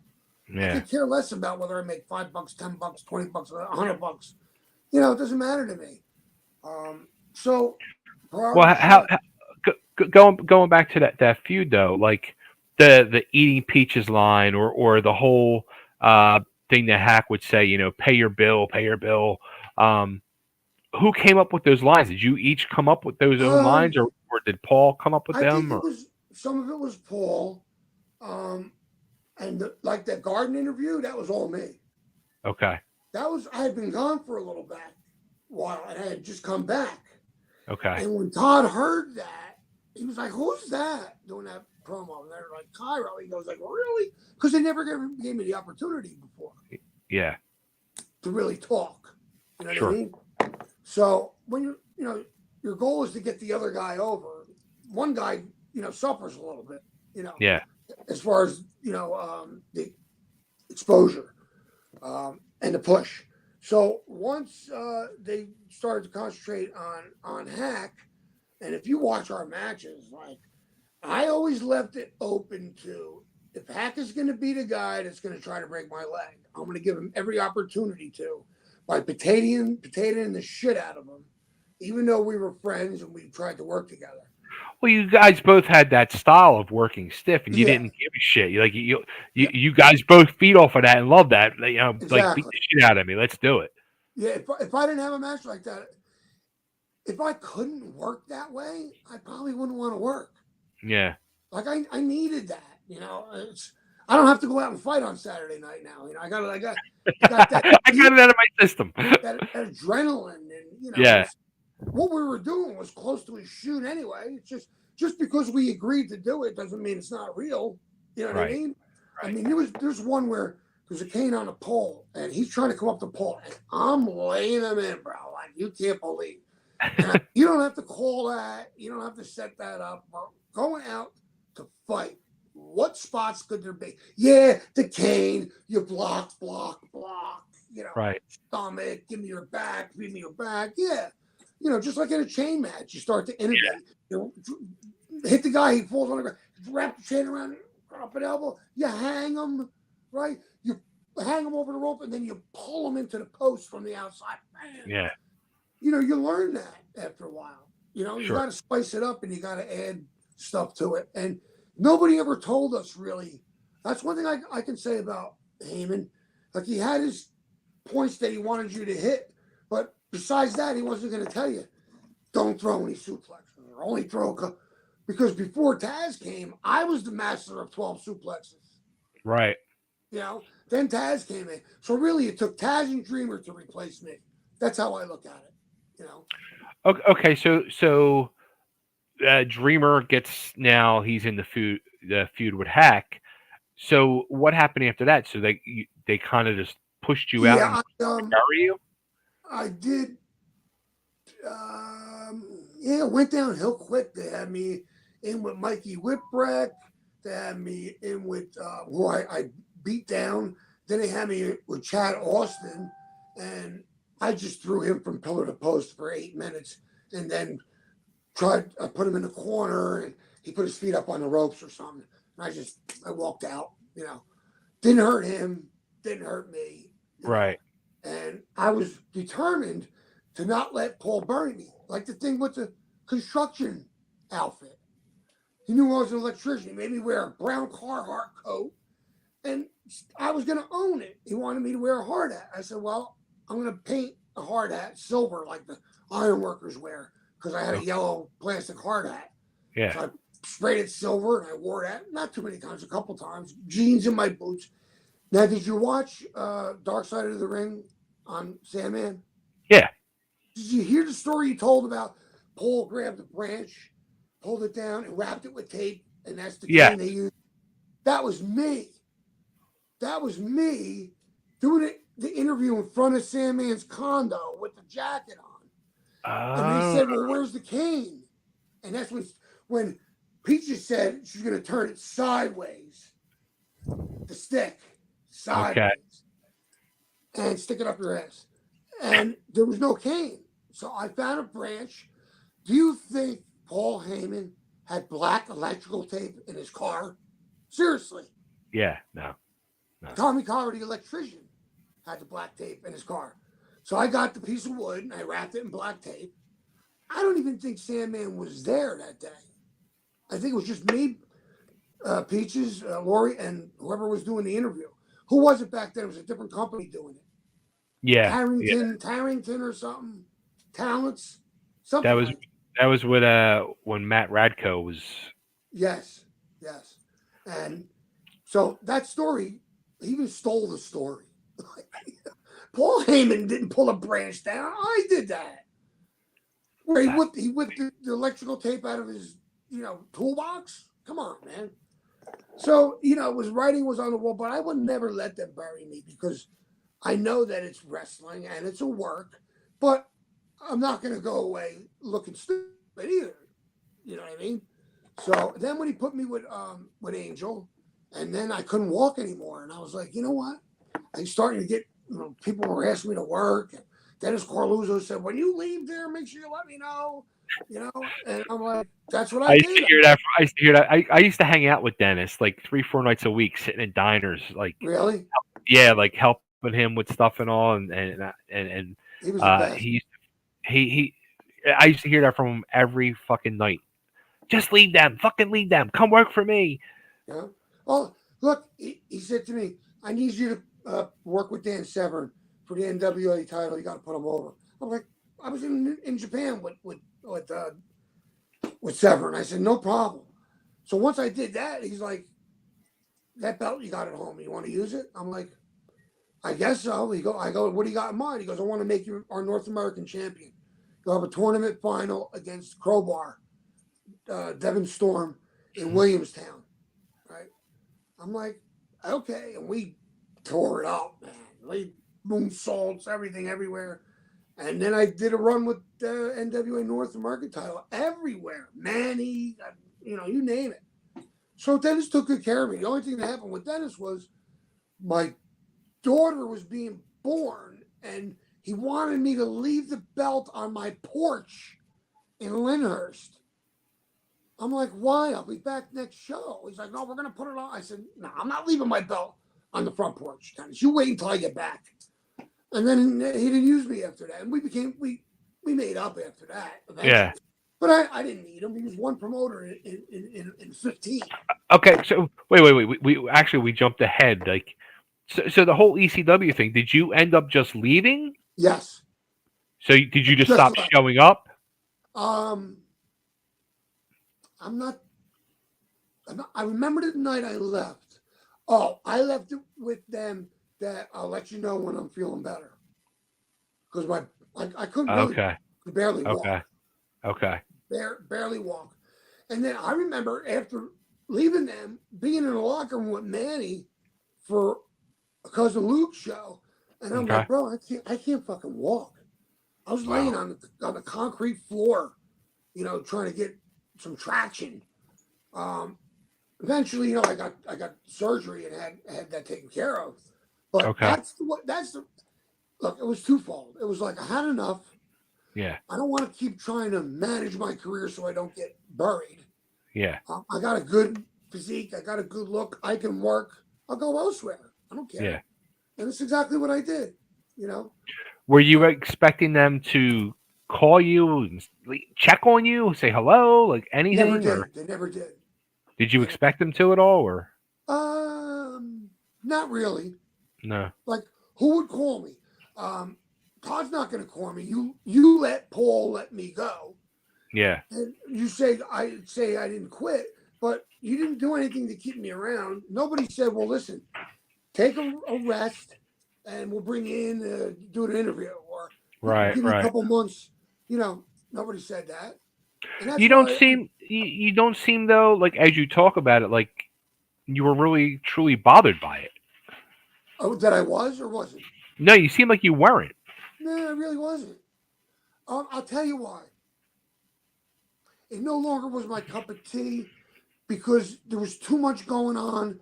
Number one, I wasn't going to be a part of it, and I did not even want to be privy to it by Mm. my own knowledge. I don't want to see it. I don't want to hear about it. Even Sabu says it. He goes, somebody needed to do something. He goes, it's ridiculous what was going on with the women and I didn't do that. I walked in the back door, the front door of ECW Arena because I knew coming in through the back is where all the shit was going on, and if Yeah. there was anything negative going on. And my biggest thing was, I'm not a prude, and I'm not worried about the drugs because I'll do when I want, where I want, with who I want. I don't Yeah. need you, and I don't need you to give it to me. I don't need you to influence me. I can do it all on my own. Yeah. Of So course. I didn't do that in mass. So nobody can have the goods on me. I only did it with certain people in private, and I stayed away from everything else. I had a wife that I was married to. They knew that. I didn't Yeah. cheat on my wife. I didn't have ring rats. They never knew when she was going to come or not come. So Hack had to be kind of careful because Lori and my wife were tight. And Yeah. he didn't want, if Lori wasn't there, he didn't want my wife to see anything that she would go back to Lori. So I kept guys on their toes and kept their noses clean when it involved me because they knew I'd done with all that crap already. I was a bouncer in New York. I had it all. I don't need it. I don't need it. When you got more than one guy in a room with a girl who's young or underage, something's wrong, man. Something's wrong. Yeah. You know, why the two guys, oh, we double teamed her? Why? I don't want to be in a room with another guy.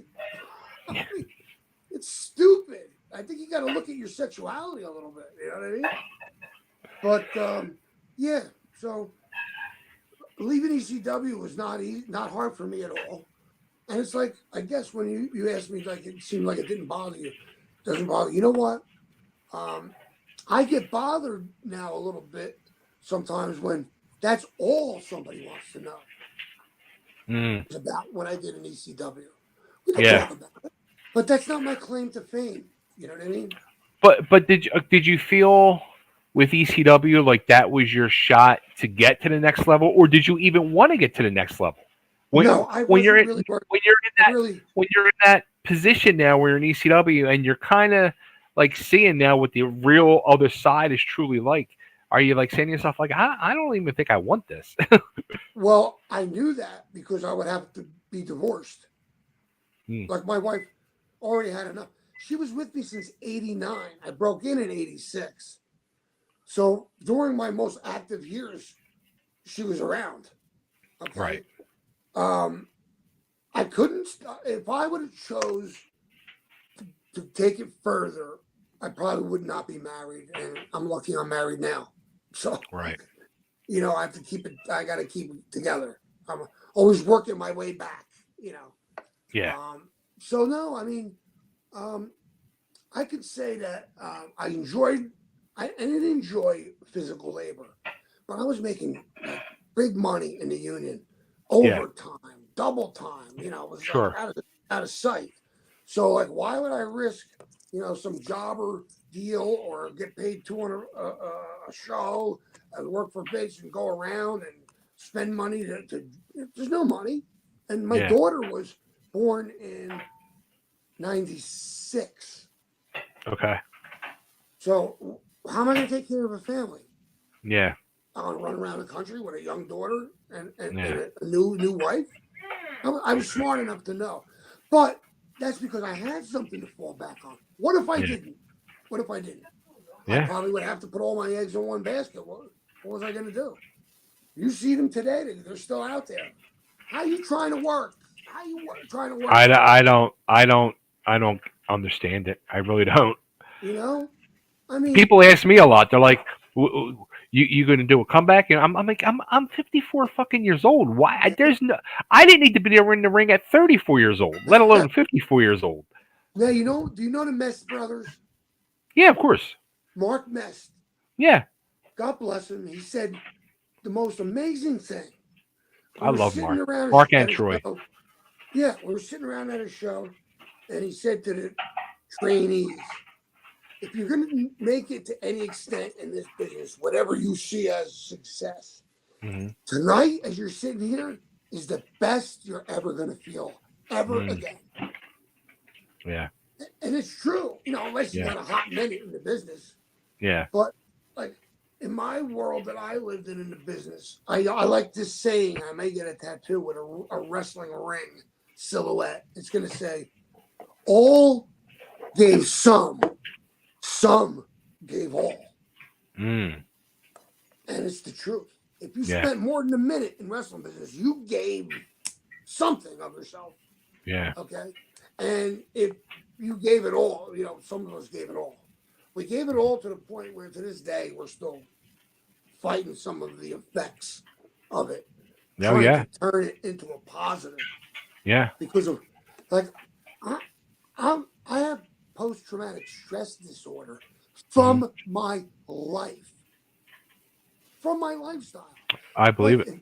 if I were to sit down and talk about a night in New York City, like I was nuts, Mm. psycho, gone, but could do anything. Yeah. Superhuman strength. Work, drive 24 hours, no sleep. Even to this day, I'm 60 in my 60s. I went and bought my son a car. I drove 24-hour turn and burn with 3 stops, 2 pit stops, and one to grab something to eat in 24 hours. Wow. Towing a trailer with a car on it with no lights on the trailer. I backed up and pinched the wire harness on the return trip and drove home with no lights the whole way. And people are like, "Oh, I got to drive for 45 minutes." I'm like, another guy. Oh, I heard my wife told me so and so's in rehab. I said, rehab. Thinking about the guy, I'm like, I know him. Like, what is he? What did he do that he's in rehab? Oh, he was taking like 4 Percocets at a time. I was like, amateur. If you gave me four, I'd have to say you could hold on to them until you got 12. Okay, because four ain't gonna do nothing. That don't even get me out of the gate. But Oh man. I look at it like anybody could do something. Not anybody, but most people could do something under all the right conditions. Right. Right? Sure, The Rock looks like he looks. He's on every kind of drug you can imagine. He's on growth hormone. All he has to do is train. Somebody cooks his meals. It's easy when you got that. It's not real life. No, but Yeah. when you got to do the training, the driving, I admire guys that lived a hard life, but were still good to go every night that they had. Never skipped a beat. You could never say, "Well, tonight he was not right." You know what I mean?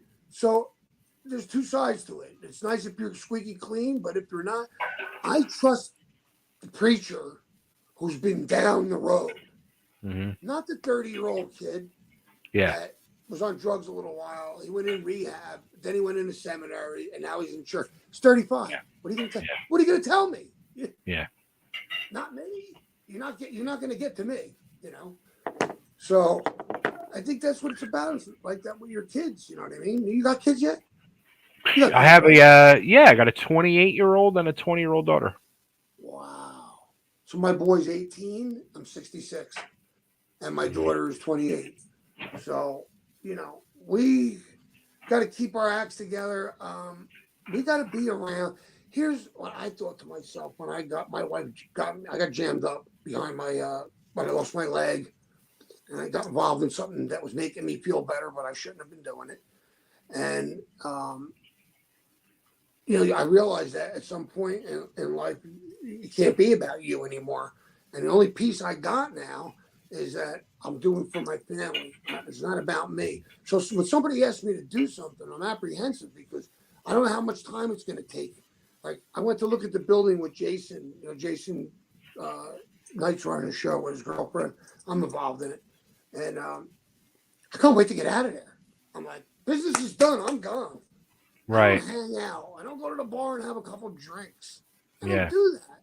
I have no need to. Can you imagine if you're limited, you have a limited budget and you're a drinker and you don't just drink at home? It costs you a fortune. Yeah. It costs Oh you yeah. $100 to get a buzz. What? To get a DUI? To lose my license so I can't drive? You know? So I stick to my herbal medicine and I do it when it's appropriate. And it keeps me from worrying about. I mean, I'm still in pain, but it takes Well, the edge off. let's you mentioned if people don't Oh, know you it was what a couple years ago now that yeah. you Well, lost your before leg. we do that, did I finish up on what we were talking about? We're good. We're good. Well, let's you know what I wanted to touch a We little can more finish that up. on thoughts on Dennis Carluzzo working with Yeah. Dennis. What I like about Dennis, regardless of what you can say about him, he put a lot of indie guys to work Yeah. for a lot of years, and you can't fault him for that. No, Plus, he loved the business. he did. And he paid me. I mean, he always paid me good money. You know what the thing that drove me nuts with Dennis? Dennis it's funny though. You have promoters like Dennis who could run a couple times a month and make money every fucking show, but then you'll Yep. have somebody like ECW that have everything going on for them, but they're fucking losing money every show. Because they're not businessmen. Yeah. Yep. That's like, why do we need President Trump? Because he's a businessman. We need a businessman to run the country, not a politician. Yeah. Okay. And it's the same thing. Like people would say to me, like Vince McMahon. I said this way before any of this stuff happened. You would think that, like, why isn't his product the best? And why does he do things when he had more of a hand in everything day to day that are so stupid or potentially are bad for business? Because he's so rich, he does not care about the product the way you think he should. All he Yeah. cares about is getting himself off on his own little scenarios and whatever he does to control people and manipulate people, which we see now Mm-hmm. has hurt many, many people, male and female of all ages. So when you see a promoter and he looks like he's doing things that don't make sense for business, it's doing it because he's catering to himself or other people, Yeah. not worrying about the bottom dollar. And Dennis Corluzzo was all about money. Yeah. You know, Totally. he was a carny style promoter.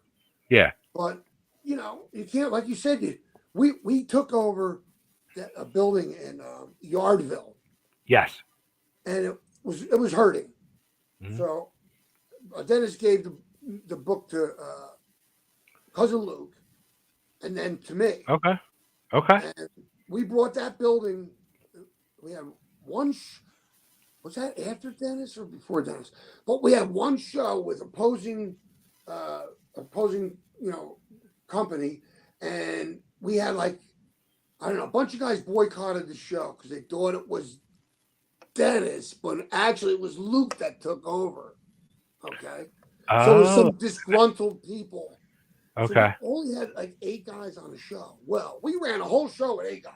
Put the hood on when you're done. Get back here. Do a run in. Now that's a tag team now.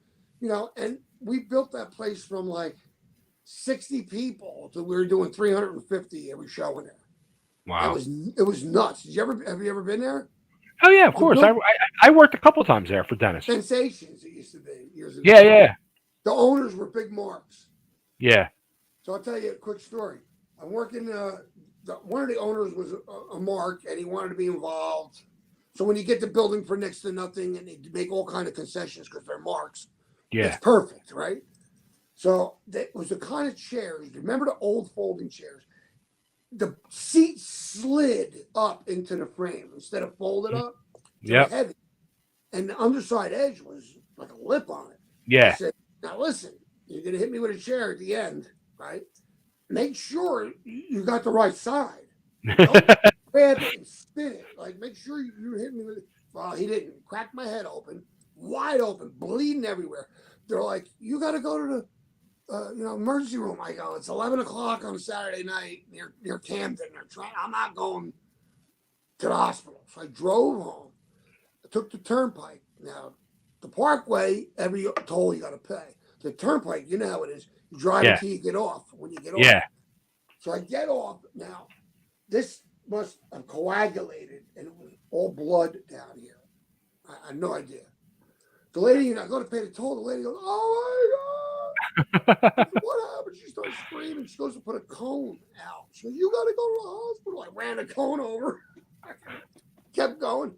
I get home. My wife's like, "You got to go to the hospital." I'm like, "Nah, I'll be all right." I went to the hospital. Put a Band-Aid on it. 22 stitches. 22 stitches. The doctor's like, "You weren't going to come." I'm like, "It's Saturday night, bro." No, I would have bled on my pillow until the morning, and then I would have went. Or I would have made my sewing kit. You know what I Then mean? you would have went to work. Yeah. Oh, I used to go to this job working in So a school. I was a teacher's assistant. I used to write the lesson plan and everything. Right? But every Saturday night, so every Monday morning, I go to work and I have this bandage in the same spot. And they were like, Mr. Cairo, what happened? You know, and Bang my head. these were kids from the hood, so they were like wink, wink. It's in the same spot every time, and then 3 days later you take it off and there's nothing there because I used Neosporin and I used a number 15 surgical blade, and I only left a little tiny piece out. I'll clean it off and put the Neosporin on it right away. And that's why today I can go, I could get a job after wrestling and still work in a Yeah. union and still without people like, ah. There's a picture online of Johnny Weaver. He's an old Okay. time wrestler who had taken a job in law enforcement as a deputy, like a khaki colored uniform on. And they got a picture of him on Facebook. He's got the uniform and the badge, and he's got this head, like god awful head. Like, what do you say to people? You know what I mean? If you're out in the business. It's like these people tattooing their face. I hope you plan on working in a tattoo parlor Yeah. the Right. rest of your life. What are you gonna do? I don't get that whole world. That's a whole nother. That is a way to make sure you don't work. Yeah. You know what I Yeah. mean? So you towards the tail end of your career, you went into the other side of it, like I did, promoting. Yeah. Well, the promoting I actually started while I was still active.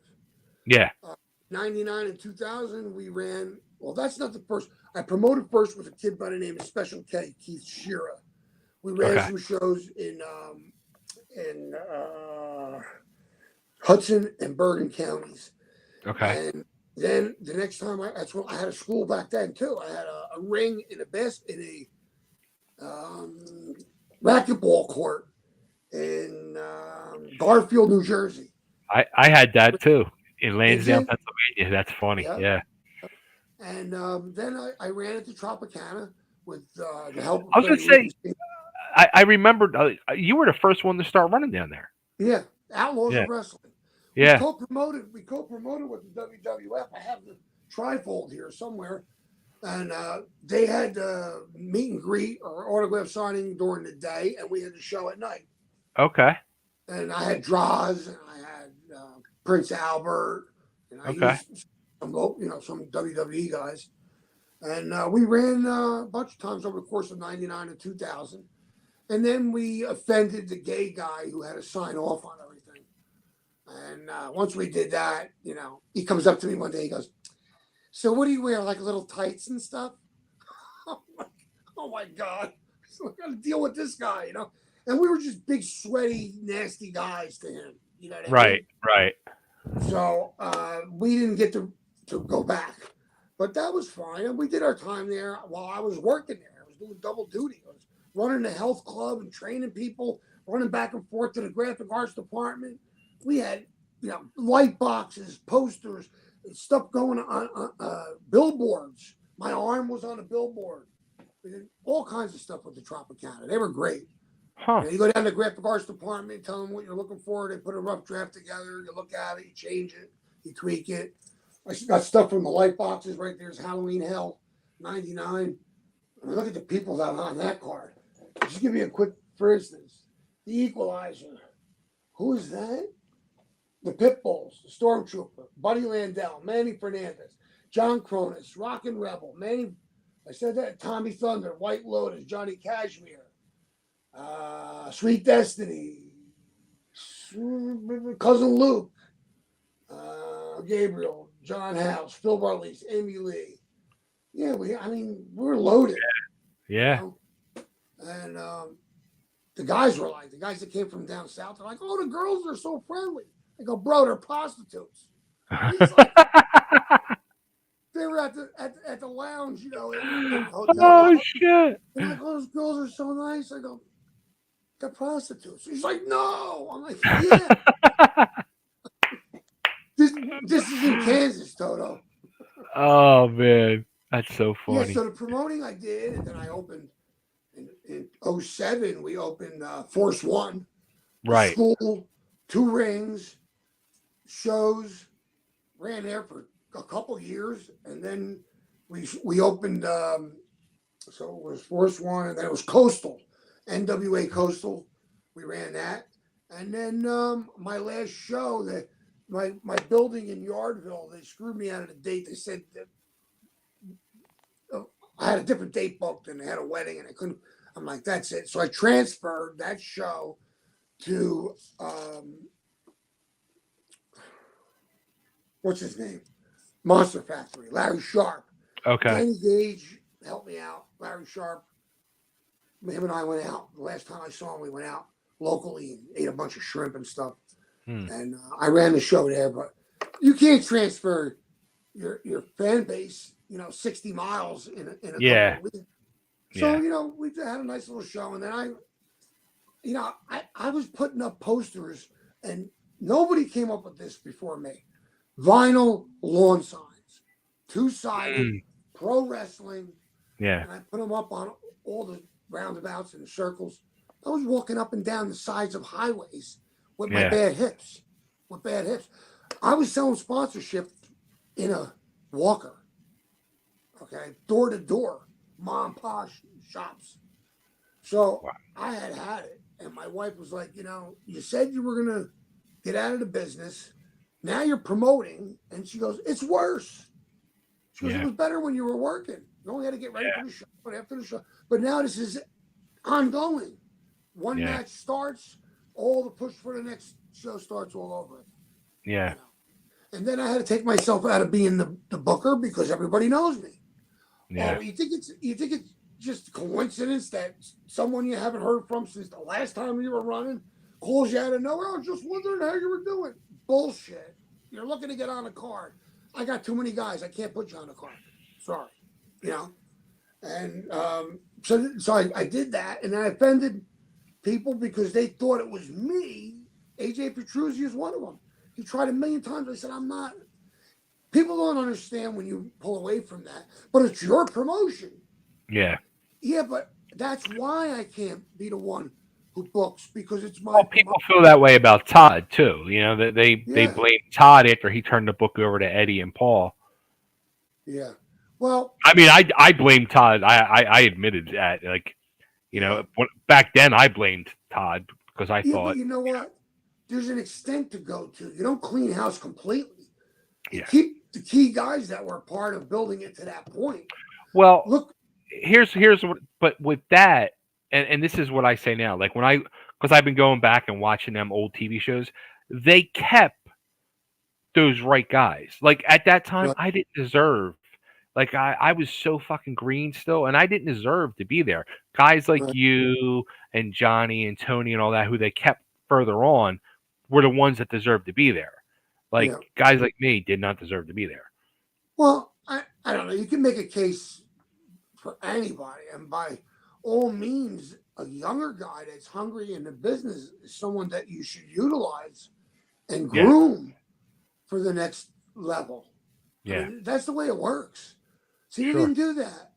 And then they went right to they kept that handful of local guys, and then they went right to the bringing the names in. Yeah. Who they didn't give a crap because they knew it was only going to be a hot minute they were there. Yeah, they were just collecting paychecks.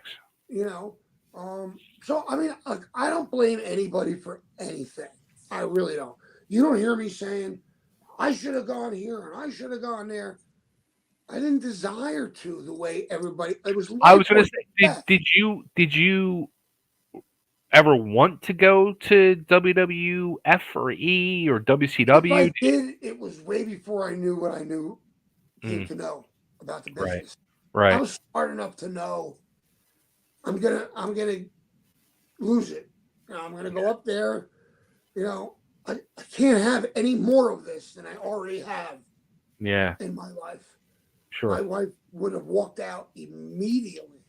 Yeah. Immediately. You're going to work and you got a huge paycheck, and then on the weekends and it's a day here and there that you got to take off because you're making like my union hall. They didn't care. You take as much time as you want. Well, you're wrestling. Yeah. They come and droves to my shows.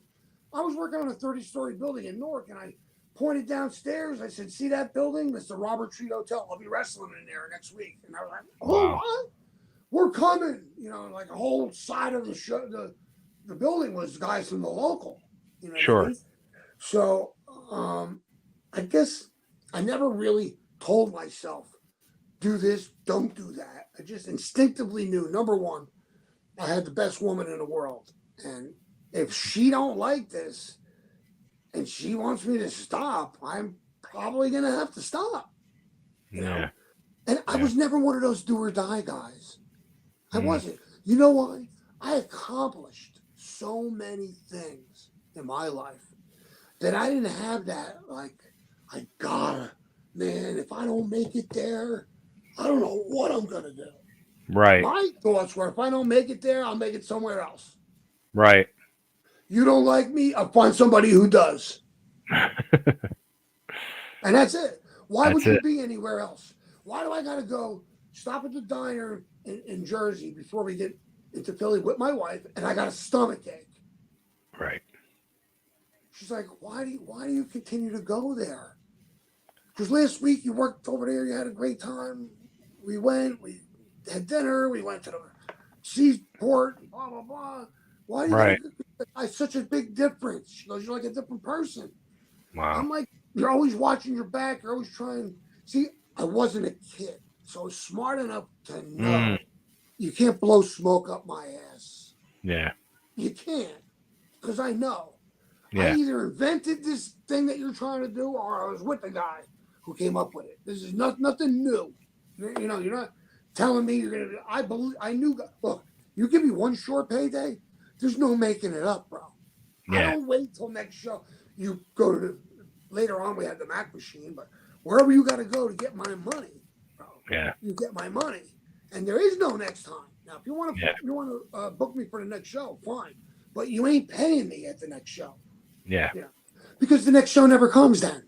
You Mm-hmm. know, guys have been dealing with it forever, and it's even worse today. I mean, do you know what I made?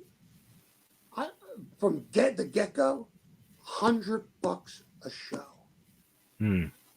in 1986. Wow. That's what guys who were workers who promoted paid guys. There was Yeah. it's $100. Now the only one who tried to cheat me was the Savoldis. They cheated me $40. But to get a $60 payday back then still wasn't bad. Look at Who's today's getting that nowadays? nobody. Yeah, 2 weeks in a row, make Right. $60. You know what I mean? That's why I tell these kids. This kid, Jack Martens, good worker, good body. He's got on his website, we'll set up ring, we'll do this, we'll do. Listen, if you want to set up the ring when you get there, that's fine. But you don't advertise yourself as a guy who does all these things. Because That's guess like, what? please, I'll fucking do anything. I'll Yeah, mop the floor. Just book me. nobody's going to take you seriously. And when you take a booking, here's the thing: you get no matter what the promoter says, you got to bullshit. It's a promoter that has to be worth something. Otherwise, if I send a kid from my school to a show from some promoter, and a promoter wants him to do something stupid, I said to the kid, "This is what you do. Now you got a cell phone. You call your trainer or somebody. I'm out here working for this clown. This is what he wants me to do. What do you think? Put him on the Right. phone. Who Right. are you? Who are you? Who am I? You don't know who the fuck I am? And you're an independent promoter? And you want my guy to do what? I tell you what are you paying him? Oh, you give him $100 and put him over. And I don't want to talk to you again. Yeah. Yeah. Oh, you're a promoter? Well, how about this? Have you heard this one, Tom? And I just found out about this like a couple months ago. So now, what's going on in this crazy fucking business of professional wrestling? The fans, the marks, or whatever you want to call them, are Sponsoring. sponsoring fucking wrestlers.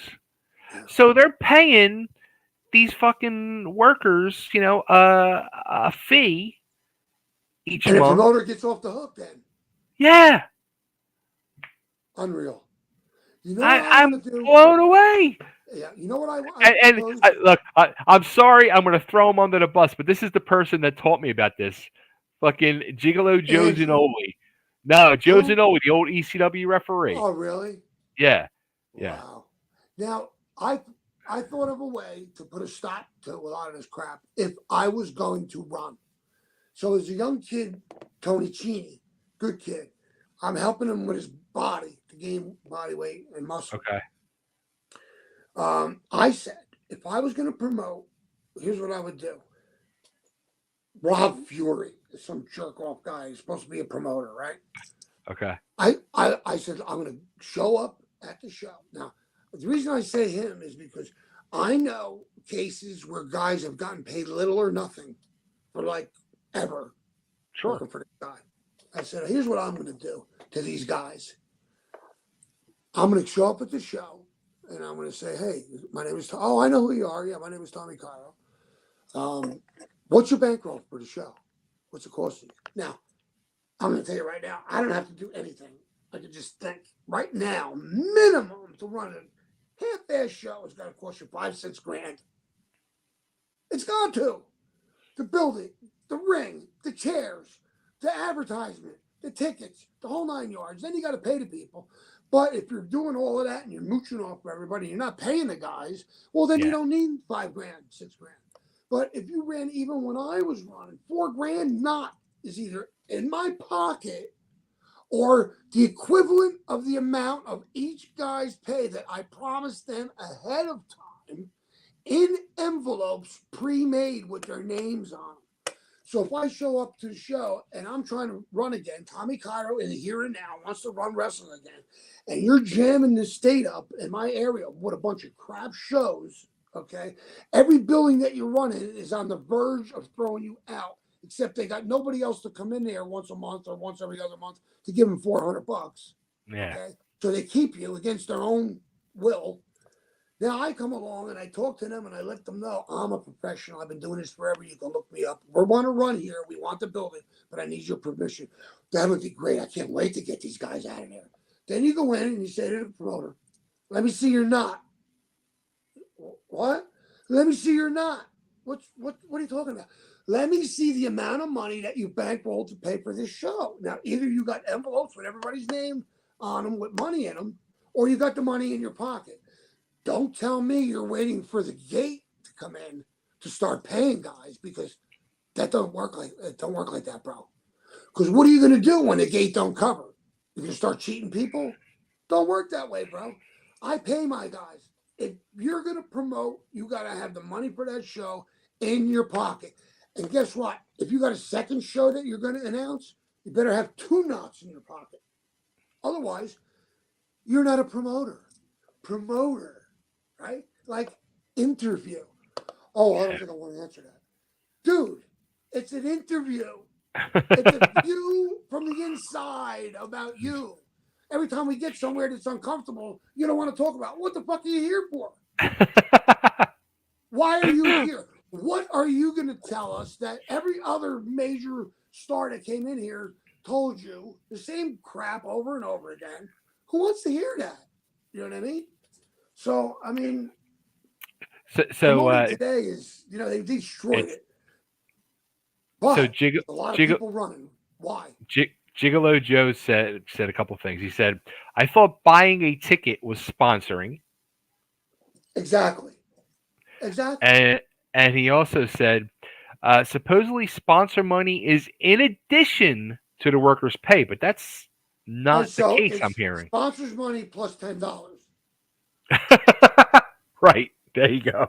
There you go. I never heard of one of these promoters pay somebody, if they want to be marks and get whoever's the latest guy that left wherever.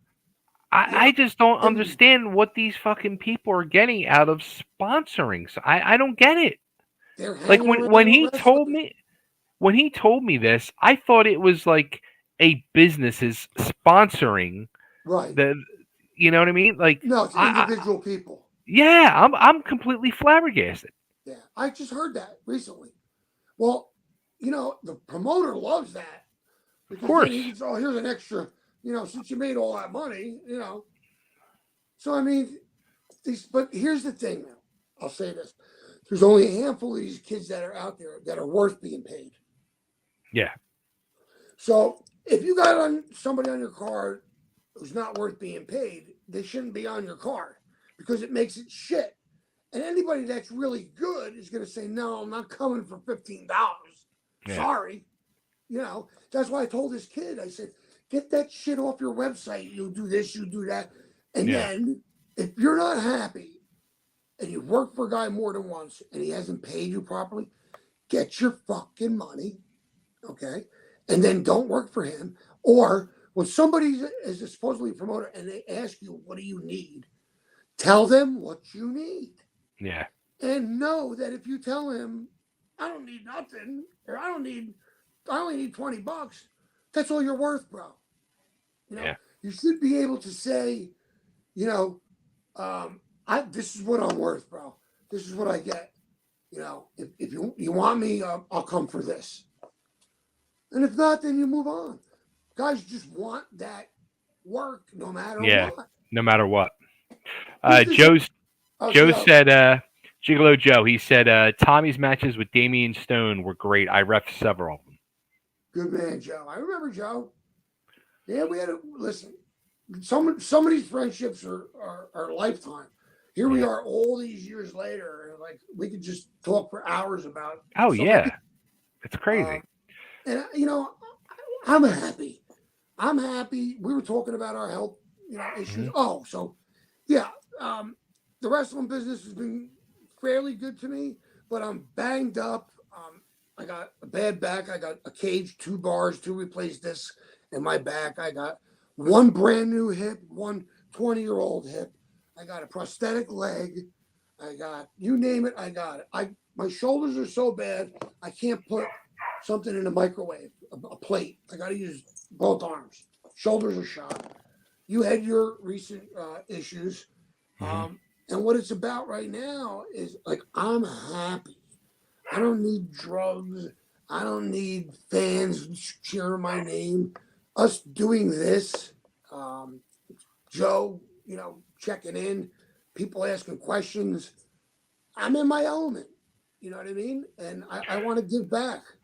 So let me ask you, if you were even at how old, 66 66. years old, um, even if you were in better health and you had the opportunity, would you think in your head you'd want to step back in the ring? No, Okay. never. And I'll tell you what, my wife said to me, I told somebody about you're doing this, for this show for Jason because her son's a Right. fan, and if they can't make it, they want to see it. I said, yeah, they're doing like a little pay per view thing. I don't know, whatever. I said, yeah. So the person said to my wife, you tell him to make sure he gets that all on video. He could probably send that to one of the major groups, get a job as a commentator. No fucking way, bro. I don't like to be away from my house for a couple hours. I get tired and bored and disgusted. I'm in pain and so what, I got to bow out halfway through? Like, once I decide I'm going home, that's it. I'm done. I'm going home. So I can't be on a road. I can't stay in a hotel. I took my son to a skate park in Maryland Okay. and Charm City. And we stayed over at a little town, nice hotel. I couldn't wait to get the fuck. Not that I couldn't wait to get home.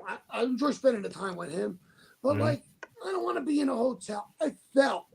Okay, I slipped off the stupid bed without my prosthetic on. Luckily, I tucked it, so I only got like a burn on from the rug on my Okay. knee rather than landing on my stump. When you land on your stump, man, it hurts because when you forget that you don't have that, you just go down because there's Yeah. nothing there. Sure. So I thought about that and I said, what at this point if somebody said, come to work for us, you do the commentary, you do this, you do that. Nah, this is Hmm. about as much as I want to do. And it's only because it's about me, but it's not about me. You know what I mean? Well, let me ask you this. I mean, losing your leg, and you know what the crazy thing is? In the last year, I've known almost a dozen people that have gone through and they're like losing legs Really? and stuff. Yeah, it's just crazy. But and one of them people is Joel Goodhart, who actually lost both his legs. Did And he? yeah, and both of you guys are in phenomenal spirits. I mean, so fucking happy, upbeat. You would never know talking to Yeah. you guys. What? I mean, when it initially happened, were you depressed, shocked, like fucking angry? Like, I mean, there had to be some type of emotions you went through. Yeah, and I'm going to give you the chronologically without drawing it out. So now I'll say this, and then we'll rewind. Only now I lost. So going back almost 2 years ago, I caught Okay. sepsis. I got stung by a jellyfish. I got sepsis. It happened quick. I was in sepsis shock and psychotic episode. Didn't know it. My Wow. wife took a look at my leg and said, "Your toes are turning." I don't remember any of that. The last thing I remember was a week prior to my wife bringing me to the emergency room because my toes were turning black. I don't remember any of what I'm telling you now. Shit. Any of it. Brought me Okay. there, took my toes, took my foot, took more of my foot, like 8 different procedures. While I was in there, I was in sepsis shock, psychotic episode from the drugs, anesthesia, liver failure, kidney failure. Oh my I god. was on a respirator. They said to my wife, "Stick around. He may not make the night." My wife said, "That doctor," and I don't remember none of this, he was almost like he was on top of you for 3 days.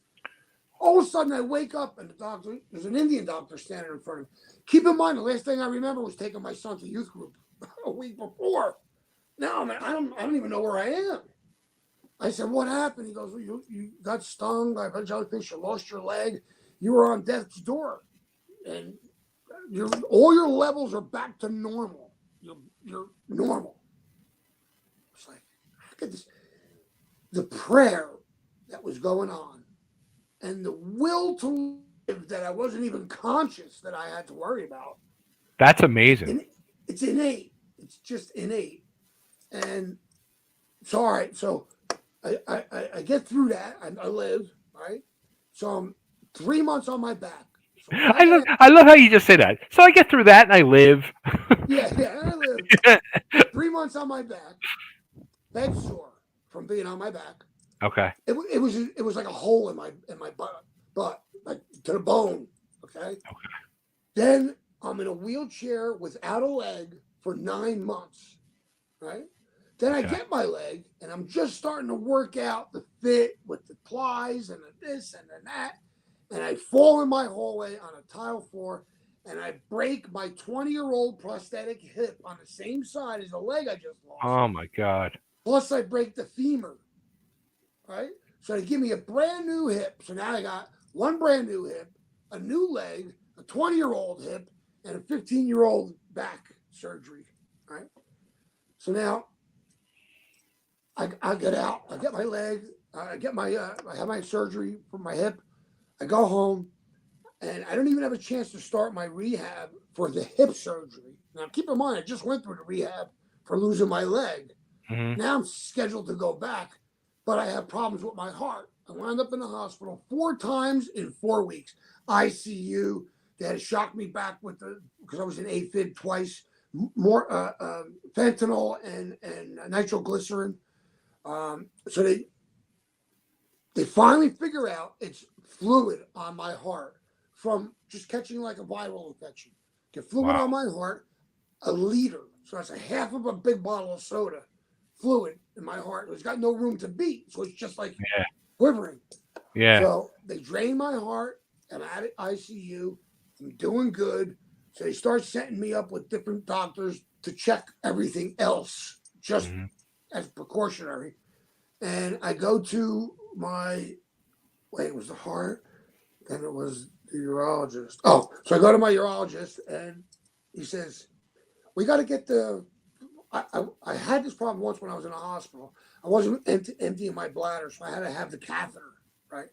And if you ever have one of those, like that's next. The next step is like push me off a fucking building or something because I ain't walking around with this bag of piss. So Yeah. the one day I was laying in bed and the bag broke and I got piss in my bed. Wow. Motherfucker, I can't take it anymore.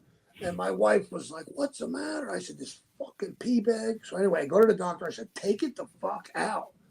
He said, well, I can take it out, but we don't know if your bladder's got to empty. He goes, all right. So anyway, get my bladder to empty. So the urologist, I go to the urologist. He says, no, I'm sorry. All right. So he said, you're critical. If we can't get your bladder to start emptying, it's either the bag, and the worst case scenario is dialysis. Oh. I'm like, Doc, take it easy. I said, there's 4 things you can do before that. Why aren't we concentrating on that? I don't need the negativity, right? Yeah. So he put me on this drug, finasteride, and then replaced my dosage that I was missing from another drug. He said, come back next week, get your blood work done right now, and come back next week. Then we can compare today with next week with a whole week worth of medication. I go back and he goes, you're good. Come back in 6 months. I go, last week you had me on dialysis. Now you tell me to come back in 6 months? I go, come on. No, you're good. I said, all right. Then I went to my endocrinologist, which is for my diabetes. Okay. They call me with an emergency. Stop your metformin. Meanwhile, they're the ones who put me on the maximum dosage of metformin. Stop your metformin. Your liver enzymes are all out of whack. I had already cut it in half, my insulin and my metformin, by fasting. Okay. So fasting was curing me. So once they said that, I only had to drop the other half of dosage. So now I've been off that. And I take my garlic and my cider vinegar every day, and I don't take any diabetes medication except for one small one. And now I go back on the 28th. So even then, like you're in a critical shape, but you want me to come back on the 28th? Isn't that like 3 weeks away? Right. So they're hoping that like I figure that the enzymes are getting back to normal because there's nothing to screw with them anymore. You know what I mean? So, because that metformin, that's bad shit. And I'm saying to my wife, I've been on this for years, and it's one of the most recalled drugs. Why am I on it? And you know what? Because I was on that. I have an autoimmune disease. I have what's called sarcoidosis, and the first thing they give you to treat that is fucking prednisone. They put me on prednisone. They're supposed to give you that for like 10 days. I was on it for 10 fucking months. Oh, did you blow up? I was like a balloon. Yeah. Like I was going to fucking float away. Yeah. And I ended up getting diabetes from it. So they had me on the metformin. I said, when they giving me a fucking drug and it says could cause amputation, there's a fucking problem here. And I'm getting off of this shit as soon as possible. I never knew that. Yeah. Oh, yeah. Oh, yeah. That's one of the side effects. Wow. Maybe they didn't want to tell me that. You know what I mean? It's fucking crazy, like, man. How is it? Yeah, it's emergency now, but you're the one that put me on it. It's almost like I'm doing something wrong. Yeah. That's what you told me to fucking do. Yeah. So my numbers are good. I've been checking my sugar 4 or 5 times a day. I fasted. And then, so what I do is I get up, I have my coffee, I have my aspirin, and I have all my medication, and I have something very small. I drink my water. I use what is it infused in the water? Hydrogen infused water. It's a little vessel you turn it on. It infuses your water with hydrogen. And it's just very, very healthy for you. And it makes it pure, yeah. So I have that. I have like a liter of water before I even do anything. And then I may have a small, that's my dog. I may have a small amount of cottage cheese or yogurt. And then I don't eat anything until dinner. Really? And it keeps, that's what helps. If you don't put carbs in, your sugar can't go up. Yeah, yeah. So even if you do eat, but you eat, we're on a carnivore diet here. It's all we eat: grass-fed beef, eggs, yogurt, and cottage cheese. That's it. Did somebody get the dog?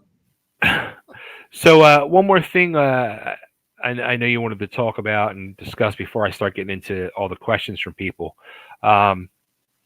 we recently lost somebody who was very close to you, Billy Real. Yeah. Yeah. Uh, I'm going to tell you, it had such an effect on me.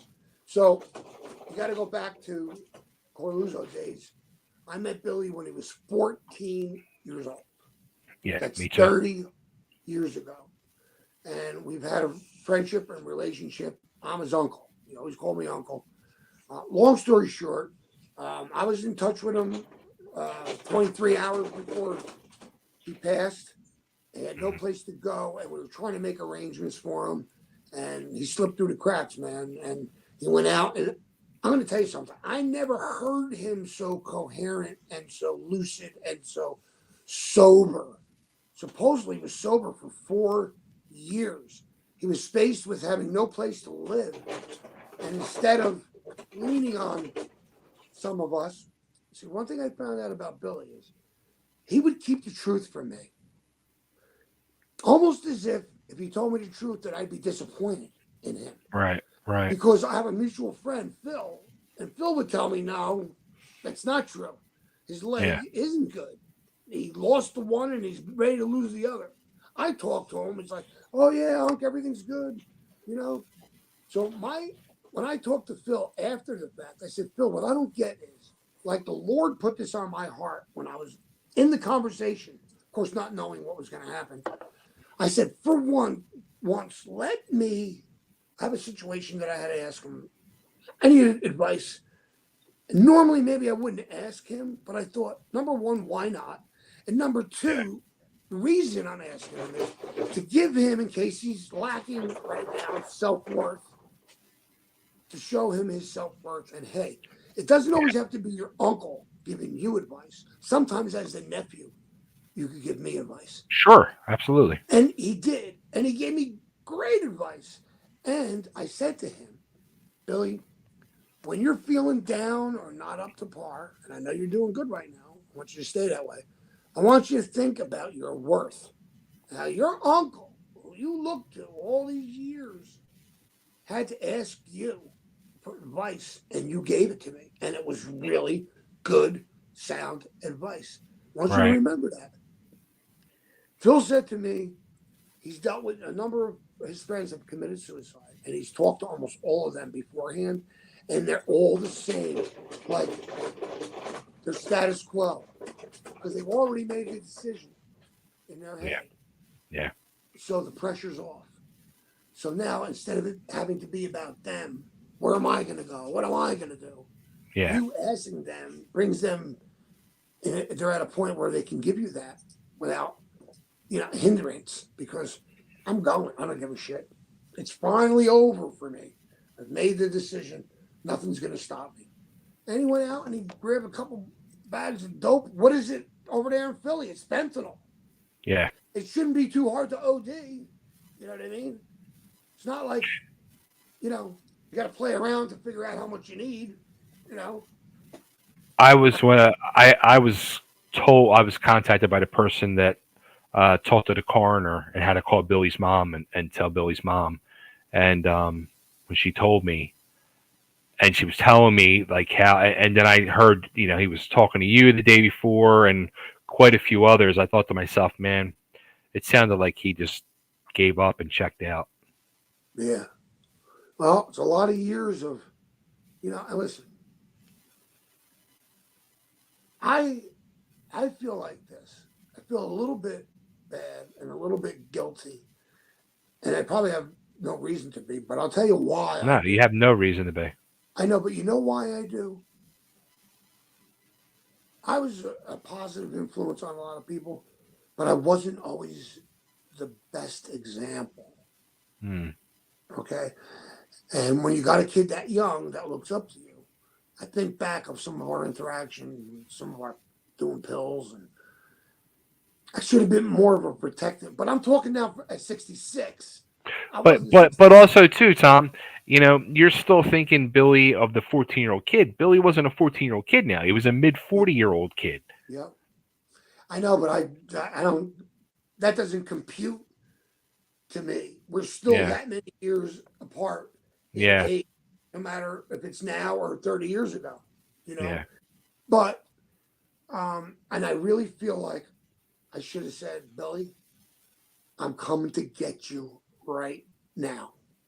Yeah. I didn't, and we could make that case for probably 10 other people, Sure. but I don't care about the 10 other people. I'm the one that's got to live with myself, and I'm okay with it. But when I had to take that bag to Goodwill, Mm. full of clothes for him, I felt like that was the saying goodbye. Like the last, it was bugging me because it's in my car, you know, Yeah. supposed to go to him. Yeah. Last minute he canceled. So we tried, we tried.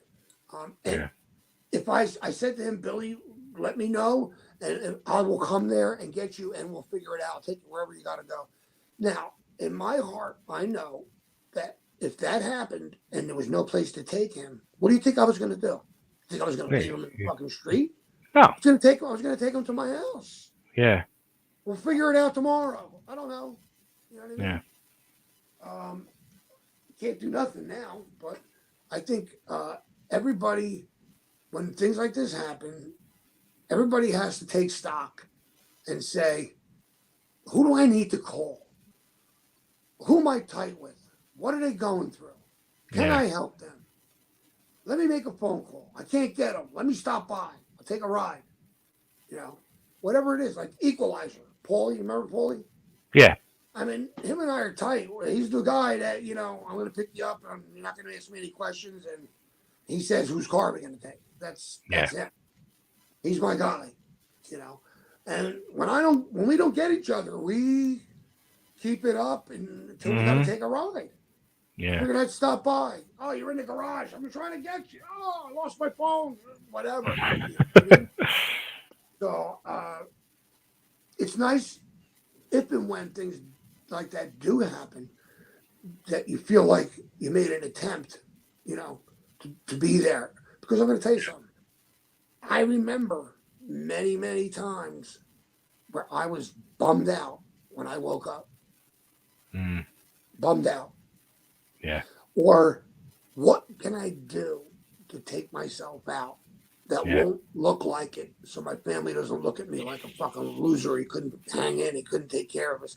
He left us with this. We got to have this memory our whole lives. Yeah. You know what I mean? But now, so what I wanted to say to wrap all that up that happened to me. So hopefully I'm on the mend. Everything's good. But I didn't get it until this last thing. You would Mm. think by 66 years old, you cheated death. You've been through drug addiction, diabetes, depression. Okay. How do you still not get it? And I didn't. I didn't get it until this last thing where I said, all those other close calls, I was never shaken. Like you asked me, I'm going to give you an answer to the first question. Was I mad? Was I? And then finally I said, so this is going to be it now. After all it is now, the metformin that's supposed to be helping me is going to fucking kill me. Okay? And that's when it all sunk in. Actually, it sunk in at the urologist, but it was added even more so when I escaped this last thing. And I said, man, it's got to be fucking different. I can't, in the morning, I got to get myself together and get out of the house, even if I got no destination, because when I stay home, it reminds me of when I was home and depressed. I can't even listen for a while. I couldn't listen to the theme song from the show. It's from they go after people who abuse horses. It's like an ASPCA show, reality show. If you abuse dogs, they come and they take the Oh, dogs. I don't even know. Yeah. So I remember that would be on, and it was half an hour, and I would hear that song that's a new show like Okay. 20 times. You know what that is? That's 10 fucking hours. So I can't hear it no more because it reminds me of when I was depressed and wouldn't get off the couch to eat nothing. Yeah. Take a leak and that's it. It's not like that anymore. I get up, I get out of the house, okay, I do a few things, I come back, I hang with the dog, and I will not let myself get to the point like, oh, so you're sitting at the bay, it's a beautiful day, you're smoking, you got your little cigar, you have your coffee, your family's good, you beat death again, You can't sit there and go, so what? This is it? This is it? I'm sitting by the bay all day? So what? Yeah. Wouldn't you rather be Yeah. sitting by the bay than working your ass off? And if you work your ass, Absolutely. if you work your ass off hard enough to have a pension and Social Security, now you can be home without guilt. The bills are paid. What the fuck are you worried about? Go sit down. Just be.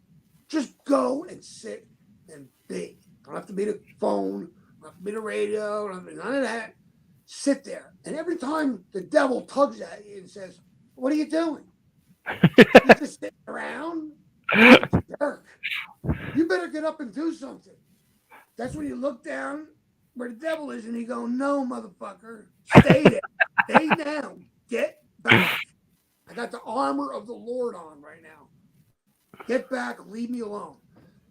And that's what I got to do. Like today, he was nipping at my heels, making me think shit that I shouldn't think. But what you got to realize is there can't be one without the other. Yeah. Oh, I don't believe in God. What do you believe in? I worship Satan. Bro, you can't have one without the other. So Yeah. if you could say, I believe in both, but I only worship Satan. But you can't say you worship Satan and you don't believe in God. Right. Right. It doesn't make any sense, bro. You know, there can't be a heel without a face. It always goes back to wrestling, doesn't It it? does. Well, I made eggs. I make eggs for my dog every day, scrambled eggs. I Right. make these treats. They look like strips of bacon. So I Right. put them on a dish. I took a picture of her waiting, and I go, scrambled eggs and kayfabe bacon. And of it's course, only a couple people responded, it's all work. It's all And fucking work. my wife's the same. Like my wife will say that. She'll use that word. Is it the kayfabe job or is it the? I'm like, That's you ain't gonna find nobody more seasoned than my wife. Let me tell you, bro. I tell you a quick story. I go to see Dennis Corleo's running a show. Tammy and Chris are there. okay. My wife's like, it was all off of 206 in an armory. I don't know if it was Cherry Hill Armory, but there's this little ice cream place called Dots Ice Cream. It's on the corner there. So we Okay. stopped. We saw them out in the parking lot. My wife and my daughter talked to Tammy and Chris. And I ran in real quick. I go in. I see Doc Diamond. He puts 2 Xanax in my pocket, right? I leave. We're standing in line at the ice cream place. My wife goes like this. She didn't see anything. She wasn't inside. That's the most logical place if somebody was passing and if you didn't have that pocket, I'd look down here. But since you got that pocket up there, I'm quite sure they're right in there. Just like that's like you can't blame a cop.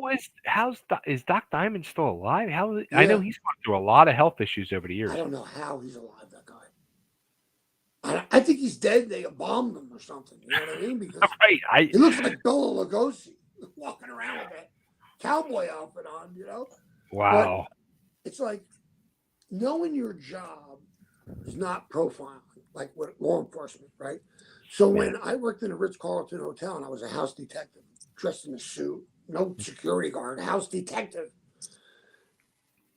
they had a thing where, say you were out with the boys tonight, right? And in the morning, you're going out to breakfast and you got shit in the room that you don't want maids or anybody to fuck with.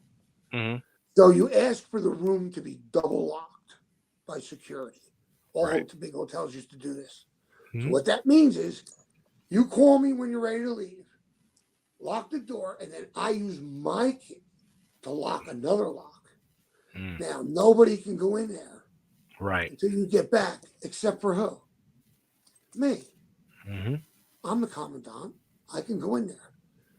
No cameras back down in the hallways or anything, right? They asked me to double lock the room. I go, sure. I come up. They come out. I lock it. I go, call me when you get back. I'll come back and unlock it. They leave. I go down. I go right back up. I go in the room, and there's 2 moves I make. One is the desk drawer. Because when you have weed and you're at a hotel and you're not carrying it and you're going to spin one for outside, You open the drawer of the desk, and that's where you roll right there, and you put the shit in the desk. Yeah. And where's the vial of Coke? It's on the sport jacket that's hanging over the chair that's in front of the desk. I go in, I open up the drawer, I take that, I go in the pocket, there it is, just like my wife going in the pocket. They come back, they go, all right, we're ready. I go out, I'm a motherfucker. So I said, go in the room and make sure everything's good. I said, no, nobody's been up here. They go, when I go, everything's good. The guy goes, yeah. What's he gonna do? Call the cops? Right. The security guy stole my Coke and my weed. So, so I guess it only stands to reason that a woman who's been with a guy like that is gonna pick up those things, and there's no getting around it. I had something hidden in rehab in a beer bomb tin. The tin over there. It's just a tin with beer bomb in it. She found it. What the fuck did you find? What made you go in the beer bomb tin? She knew. She knew. No. So, as far as the deaths and the people we've lost, I hope every time somebody does pass that way, that other people, it brings them up to speed a little bit, pulls them up by their bootstraps and says, take a look around. See, there's a thing called death by despair. Middle-aged men from 45 to 60 are the only demographic that is losing population, not growing. Why? Death by despair.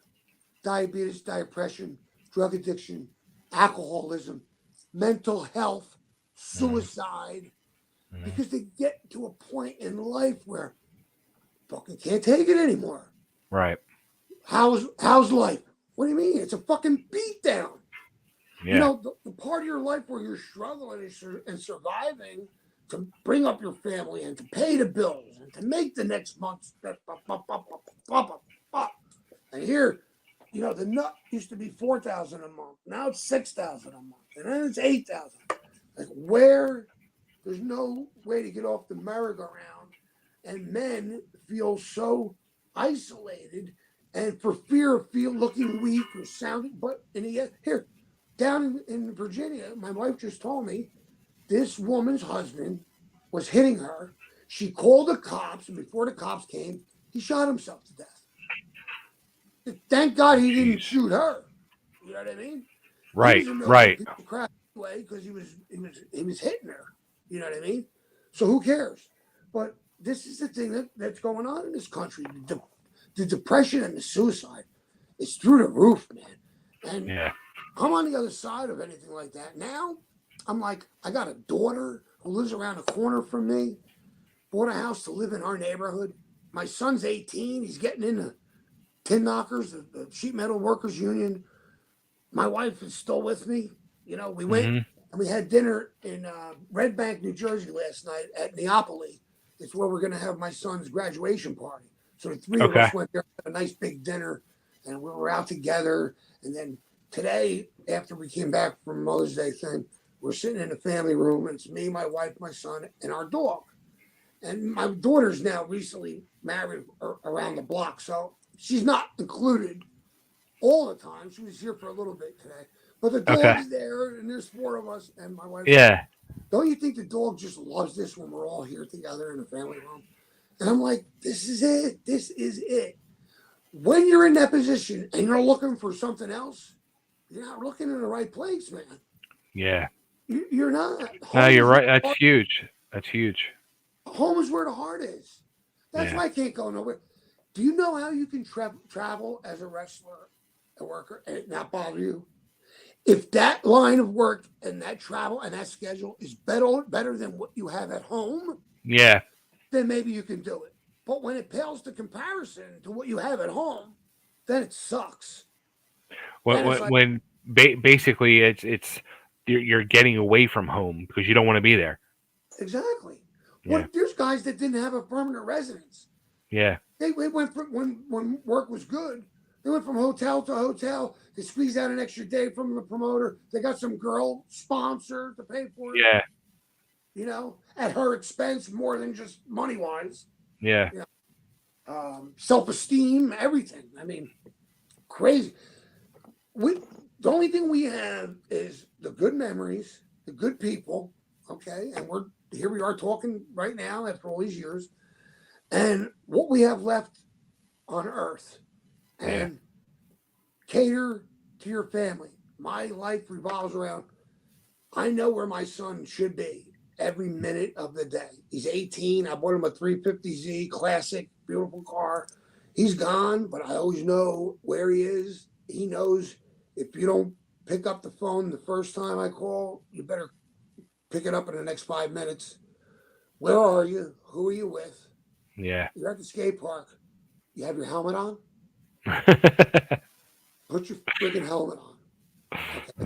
Okay. What does he does has he gone back and seen like your old Some stuff. Yeah. You know what he does? Him and my nephew do the promo with me and Peaches when I say this Saturday night at the ECW Arena. I want everyone to get up on their feet and pay homage to my new manager, the Virgin Princess Angel.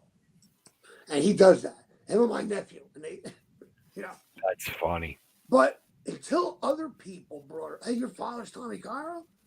At school, a teacher, this one, that one. We used to go watch him. And he didn't ever show me that he gave a crap. But Right. when I hear him doing the interviews and the mimicking the promos without my nephew around, and I took him in here one day and brought him around and told him who people were, who's here, who's not here. And at the end, I said to him, "Do you know why I brought you in here and explained all this to you? Not because Daddy thinks he's a big shot, because I want you to know that no matter what it is that you think you may want to do, you can do it." I Right. didn't sit in that 1983 Mr. New Jersey prejudging with a beer under my thing. You know, it would have been ridiculous to say what I said, Yeah. but I knew I could do it. And do you know, on the strength of that, my whole life has been built. My It's whole true. life has been built because you can't tell me I can't do it now. Yeah. There's not much that's more outrageous than the scene of me sitting in there with beer smuggled in, talking about competing in the best competition in the country for state. We're the top state in the country, beat California. Our competitors are the best. So You that's proved all I yourself. wanted to prove to him. And I didn't have a silver spoon. And you know, when you see the Sopranos, we were fucking extorting a company, a building supply company. Three of us. We Mhm. almost took them into bankruptcy. We extorted them. I'm not proud of that. But when you talk about like all this, we did all that. I did Yeah. it all. When you hear about guys who are supposed to be tough guys, whenever somebody's always trying to tell you how tough they are or what they did or they were in prison or there's nothing to fucking brag about. No one cares. You know, I think it was on The Sopranos when Paulie Walnuts went to see Cheech about the lawn mowing territory. And he says, you know, I did my time. I'm entitled to whatever. He goes, in my book, you're entitled to shit. He goes, you only get credit for not going to prison. You know what I mean? Which, you know, you got these guys, you ever hear of Kali Muscle? He's a YouTube guy, and he used to be a big steroid monster. Yeah. Kind of sounds familiar. Kali Muscle. Now he's 170 pounds. He looks like he's gonna die. And I'm like, what? Is it nothing sacred? Like, go get a job, bro. You know what I mean? Like, you were just telling people to train like you, which means they'd have to take the steroids. Now the steroids almost killed you, and now you're on this diet where you're eating watermelon and you look like death. Like, do you want people to follow you? Because that's not a good idea. You know what I mean? These people come from. Everybody's an expert. Everybody. Oh, there's a promoter that wants to get in the building that you and Jason and his girlfriend are. I said, who is he? Well, he doesn't claim to know you or Jason, but he knows Angel, and she knows that she's a nut. I said, first of all, get me his number. If not, when you talk to him, tell him, go to fuck somewhere else. The building's been there forever, and nobody tried to run in there. Now we're running And it all of a all. sudden, of course, You yeah, don't want to run. It's just like the people calling up. I don't know. Oh, I won't mention his name, but somebody from way back from ECW called me. I knew it coincided with the booking of the show. And of course, the whole time I'm thinking, oh, maybe there'll be my faith in mankind will be restored and we'll get off the phone and he won't have ever solicited me. But sure enough, I don't know if you know it or not, but I'm making like my last rounds. Making your last rounds. You should have done that 30 years ago. What are you fucking kidding me? And you know, it would be nice. I'm like, listen, I'm not booking it. I'm not, I have no say right now. I said, if and when that changes. Meanwhile, it's the last person I'm going to call because you don't give a shit if I'm dead or alive. yeah, Don't tell me that you're all of a sudden now you're calling out of the middle of nowhere the first time I'm getting involved in something. Because they know if my name's on it, it's going to be halfway decent. And if they can get on and I can get them on, why not? yeah, But yeah, of course, I'm going to get my students, former students who still communicate with me, who still like posts and still Josh Adams, violence. He trained in my school. And, they stay in touch with me. So yeah, I call them when there's something going on. yeah, You know what I'm saying? Just like I remember years ago, my cousin came to one of my shows. And he's like looking around in the front, like, what do I do about tickets? I go, ticket booth's right there. Be an asset to me, mm-hmm, right? At some point in your life, the people that come to see you should be responsible and successful enough in life to say, no, I want to support this thing that you're in. yeah, I'm exactly, going to pay the $20 for the fucking ticket. yeah. Now, how cheap can you Not be? not put me on the fucking list. Yeah. A guy said to me one time, Pete Theopol used to be involved in Chatterbox and pictures and designing. And so one time he made a logo for me for the Outlaws of Wrestling. It was bugging me for like $60. Finally, I sent it to him. No sooner did I send it to him, he calls me up. He goes, I see you got a show going on there in Atlantic City. He goes, how about some tickets? I go, what do you mean? He goes, well, don't you have tickets? I go, I got tickets to sell. I said, wait a minute. You bugged me for $60 for a design, right? And now you want me to give you free tickets to a show. What do you think? It's my show. If it don't go, I got to foot the bill. Yeah, Come down and buy. I'll put 2 tickets on the side for you at will call. Well, you're not getting them for free. How is me giving you free tickets is all right, but you want me to pay for a logo? right, I right, mean, isn't it the same thing? exactly. That's your business. This is my business. Mm-hmm. It's no different. It's like I own a pizzeria and you sell me weed. So you come to me one day and you're looking for pizza. Hey, you got a slice for me?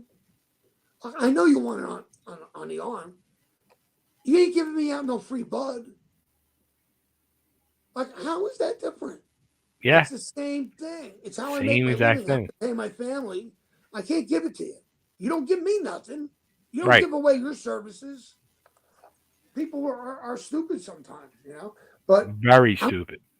I want to say, like you said, oh, I want to touch on this. You said about happy, like me, Joel Goodhart, we're happy. How is Mm-hmm. that? Well, when somebody first asked me, and don't forget, this is before I got it. Right. I was just lost my leg. Mm-hmm. I was never mad.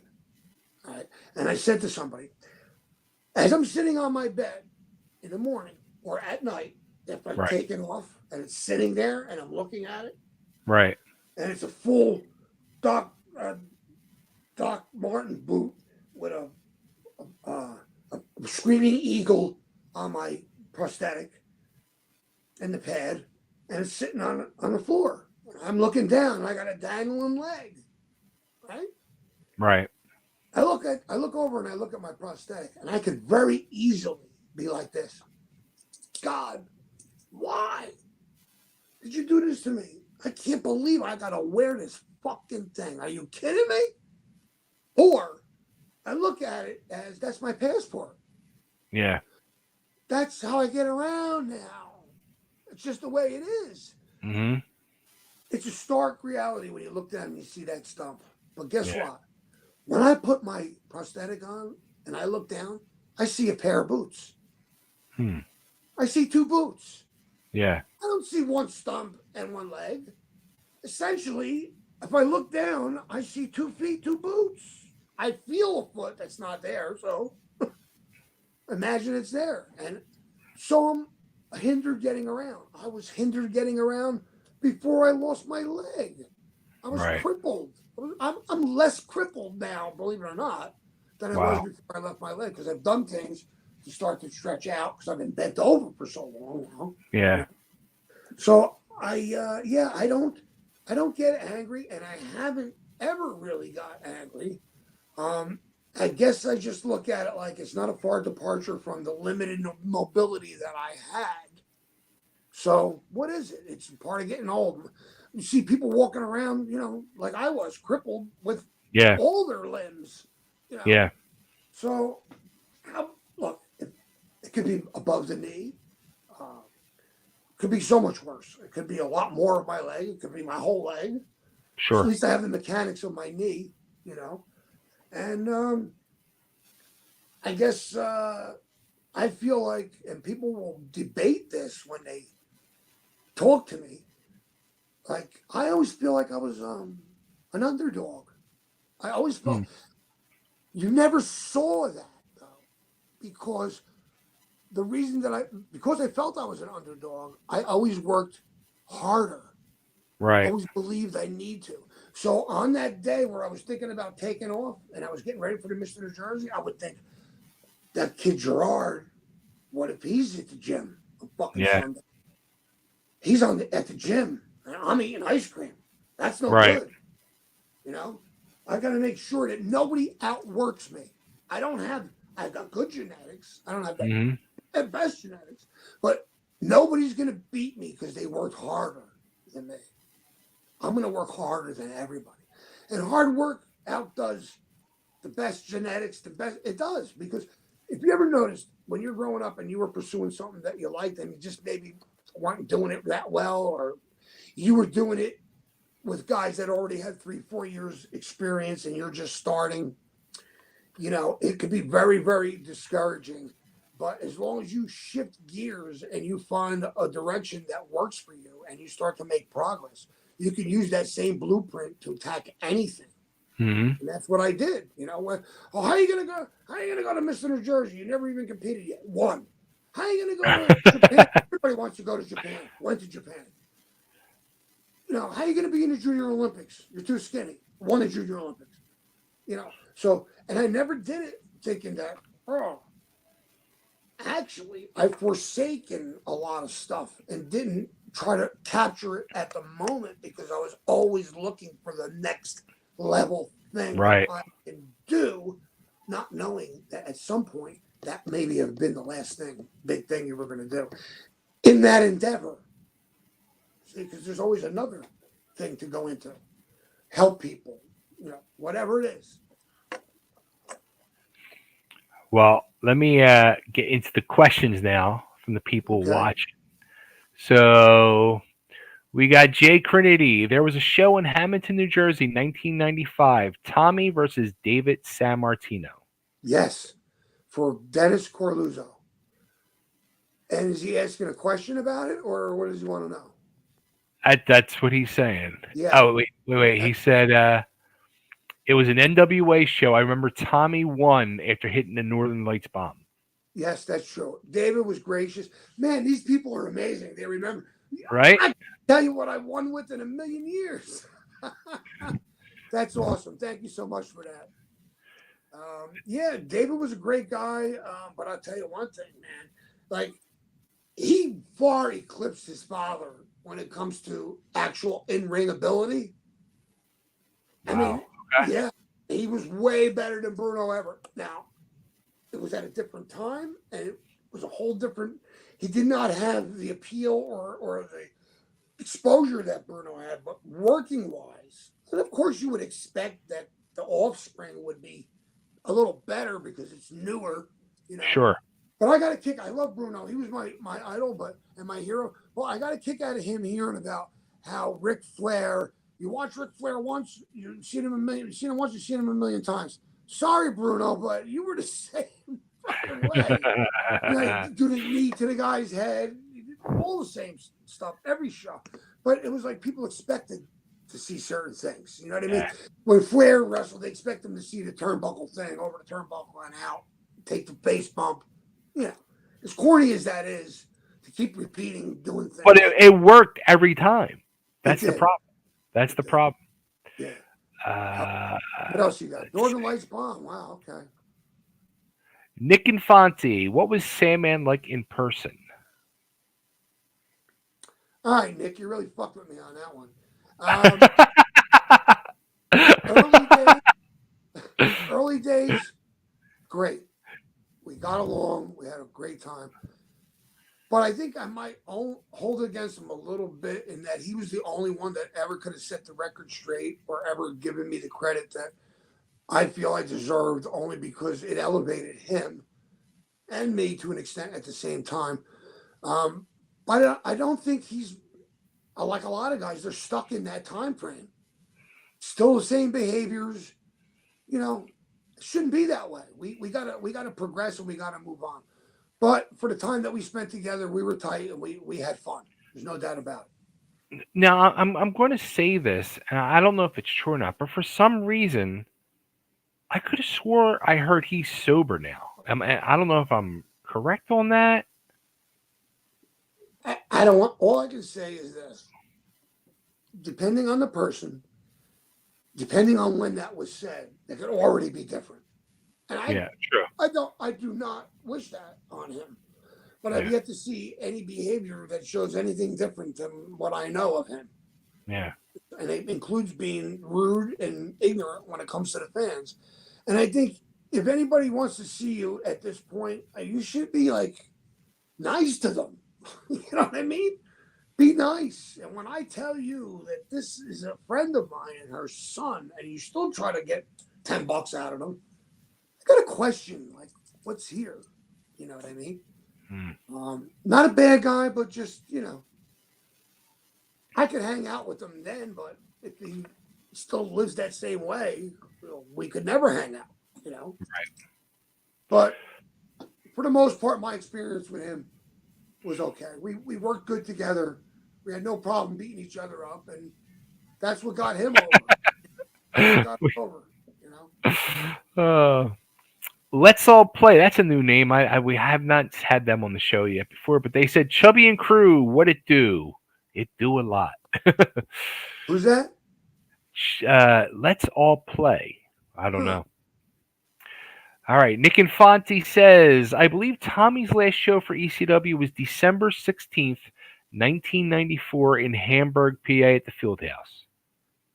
Is that the match where I beat the crap out of Chad Austin, or where I attacked Mikey Whipwreck? I'm not sure. Oh, wait. Let's say he says Dreamer, Cactus Jack, and Mikey Whipwreck defeated Sandman, Cairo, and Stevie Richards when Cactus pinned Richards. I have no recollection. I didn't even know that Stevie Richards and I were ever in the same ring together. But God bless you, you got a memory, kid, because I don't remember. I'm sure he's not a kid anymore. But no, I do not remember that. I only remember being in the locker room and telling Paul that my back was on its way and I needed some time off. So I don't know. He could be right, but I don't know. They couldn't have been burying me too much if they let Richards take the pin.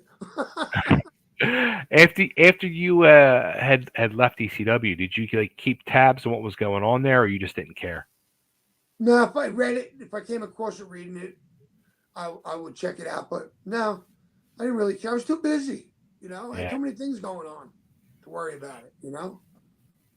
All right, Michael Rubin says, "Have you ever had to shoot in an uncooperative opponent?" Yes. Hiromitsu Kanehara. I worked with him in UWF in Japan. Okay. I have the picture on my wall. I have his legs spiked up in my amateur, up in my inside of my thigh, Right. referee, on top. And I had his arm double barred, left arm underneath him, and I cinched up on him, rode him up tight, and I told him, whatever you want to do, bro. He could not move and could not get out. And I let him know that he couldn't move. And I just held him there, and I kept cinching up on it. And I let him out, and when I let him out, everything was beautiful. Hmm. Because over there, they would tell you, oh, you're there to put their guys over. They would Yeah. tell you, oh, around 9, 10 minutes, you take good kick, you stay down. What they were trying to do was knock your head off and actually knock you out. So you had to stay down Yeah. and then go, oh, so sorry, because the logic was when you're doing that close of a shoot work, I don't have a dial on my wrist or my leg to dial it back to 60%. So I could easily say I was trying to make it look good and I fucking potatoed you and I knocked you out. Sorry. I never got knocked out. It's not the point. But, Right. you know, uh, you were there to make them look good. And I didn't give a crap. I was like, I'll go to fuck home. I don't give a shit. You know what I mean? Um, so that was one time, and the only other time I had an issue that I can remember was I was working with Virgil Okay. at the Korean festival at the site of the World's Fair in Flushing Meadow, Queens, New York, on a baseball field, working for Tommy D. I had to get Okay. changed in a van. It was a painter's van with all material in it.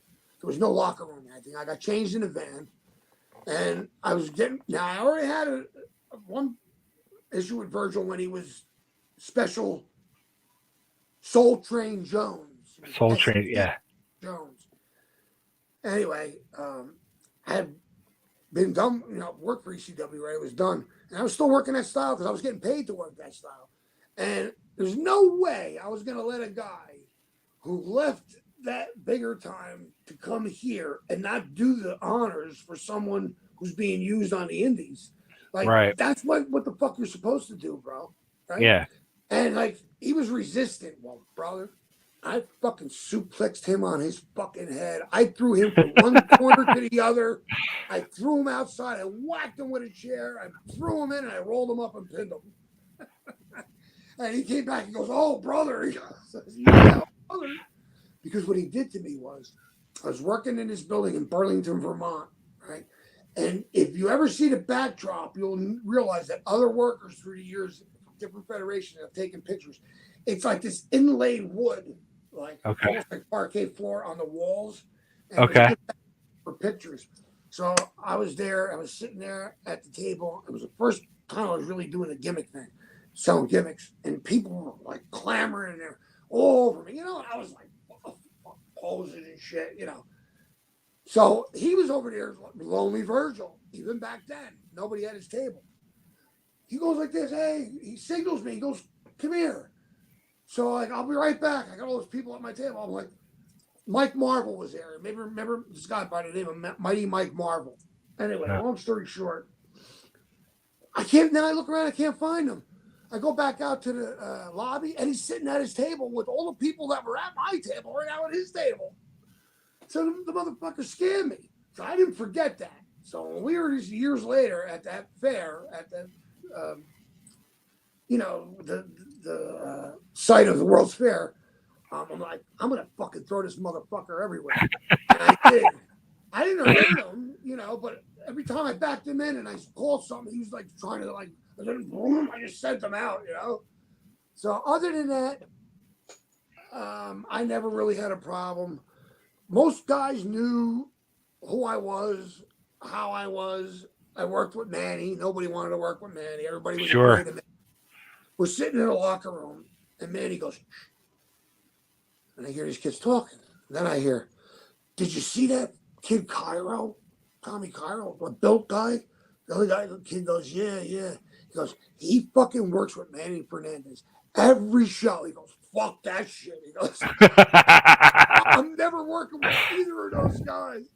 I wait about 5 minutes. I go, watch this. I walk around. I go, hey guys, come here. I said, so the promoter asked me what he wanted to do is You change things up a little bit. You're working with me, and you're working with Manny. What? I was like, nah, I'm only kidding. We heard you talking.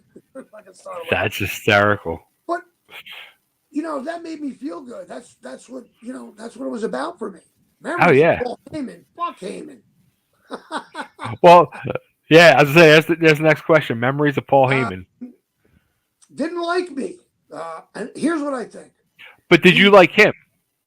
no, no, not at all. It was a big bullshitter. He's a fucking glorified photographer. Every idea he thinks he had, he stole from somewhere. I just don't get it. I really don't. Yeah. Can you say now when you listen to him talk, he sounds like a genius of wrestling? Well, a genius who had to go to work for somebody else to make money and never paid anybody that he screwed. I don't see why he's such a good fucking guy. He never owed me a dime and never even made it seem anywhere clear that he was trying to get rid of me. He just did it in how he was trying to book me. But I made lemonade out of lemons or whatever the fuck it is. So Right. it didn't hurt me, and I knew that. I was smart enough to know that. He wasn't. Like, he thought he could hurt me. He couldn't hurt me, you know? So I don't have anything really great to say about Paul. I will say this.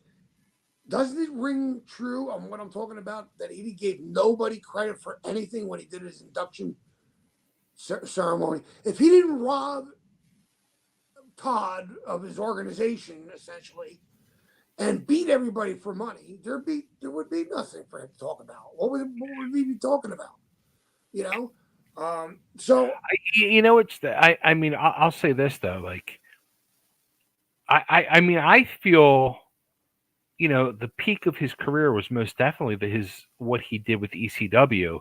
I like what he's done in WWE has done nothing for me. It hasn't impressed me no. at all. Now I'll say this, but it all goes back to, does it generate money? Now there are other aspects of this business that make money not so significant, right? But when you're talking about money at that level, um, things get really tough. And Yeah. a guy like Paul Heyman, like what you said, makes a lot of sense because I'll say this for him: he did make chicken shit he did make chicken salad out of chicken shit Yeah. sometimes, right? Because we did the same thing when I ran Force One. We Hmm. got all the guys who were disgruntled, who were underused, Hmm. overlooked, underappreciated, not because of their talent, but because of the political bullshit, even Hmm. on an indie level. Oh We yeah. took all those guys and we elevated their performance. And guess what? They worked their asses off for us because we're the only ones that ever did that. Yeah. We didn't give a shit about what this happened. Is a kid good? Can he put asses in the seats? Is he respectful? I don't give a shit about anything else. Bring him Yeah. in here. If he Yeah. don't work out, we'll get rid of him. No Yeah. big deal. No big deal. But I'm sorry. What was that question? I want to elaborate. I'm so Oh, bad. about Paul. Oh, Paul. Yeah. So I mean, he had the ability, but the thing is, he did it with his guys by getting rid of similar talent that weren't his guys. Yeah. And it's okay to bring in a few guys, but when you change the whole fucking thing around, and here's my knock. I'll end it with this. Okay. Dreamer, I'll give Dreamer, Todd, if he knew about it, and Paul Heyman, how many times, and Shane Douglas, they've gone into work for themselves. The whole thing with NWA belt, screwing Corluzzo, that wasn't Hmm. a shoot. I mean, that wasn't a work. That was a shoot. That Yeah. was real. Okay. Yeah. What they did to Angel, she's been hurt, been attacked. Hmm. No one should ever go into a situation in a worked bout and have to wonder what may or may not happen. Yeah. Somebody may go off the script a little bit, but you think that they do it and they're still being protected. But when they go off the script and they try to hurt somebody like they did with Angel, Yeah. and then what they did with the belt, so many things that they went into business for themselves. So the very business that they claim to be so great at is they broke one of the cardinal rules. Did Dominic DeNucci teach Shane Douglas that he should do that to a promoter that created work for guys over the years just because Paul Heyman thought he was competition because he ran across the river? So what? So Yeah. all his names that he used for guys were a mock on other people. Who was it? Goodhart. He used a Goodhart, Yeah. right? And then there was another guy. There was Heart somebody else, Good and Dino Sendoff. Dino Sendoff for Dino Yeah. Sandler. Yeah. But there's another case like Vince McMahon not doing what's best for everybody, doing what makes him happy, power, whatever it is, you know. And I think Paul was like that, Yeah. you know. And I wasn't drinking the Kool-Aid, man. I was too smart for that. So say what you will about Paul, but I wasn't a fan, and I still don't get it. I really don't. All right. Phoenix48 says, "Hello, Mr. Cairo. I never understood why you were let go by Paulie before ECW really blew up. Before you left, you were paired with Angel. I'm guessing it's, do you know what the plans Dino were for fan. that storylines?" Well, if you were listening, I answered that. But in case you weren't, he didn't let me go. Okay, I was injured and tired of the crap. The biggest thing was I wasn't having fun anymore. I wasn't enjoying it anymore. Knowing every time you go there, you don't know what they're going to try to do to you to bury you. Yeah. And wanting to be professional, I was only going to let them push me so far. And then it's walk away, not retaliate. Yeah. You lay with dogs long enough, you get fleas. Right. I'm not with that. I've been through a lot. I was married. I lived a different life than those guys. I wasn't snorting cocaine off a hooker's ass. Okay. And I wanted no part of any of that. Call it what you will.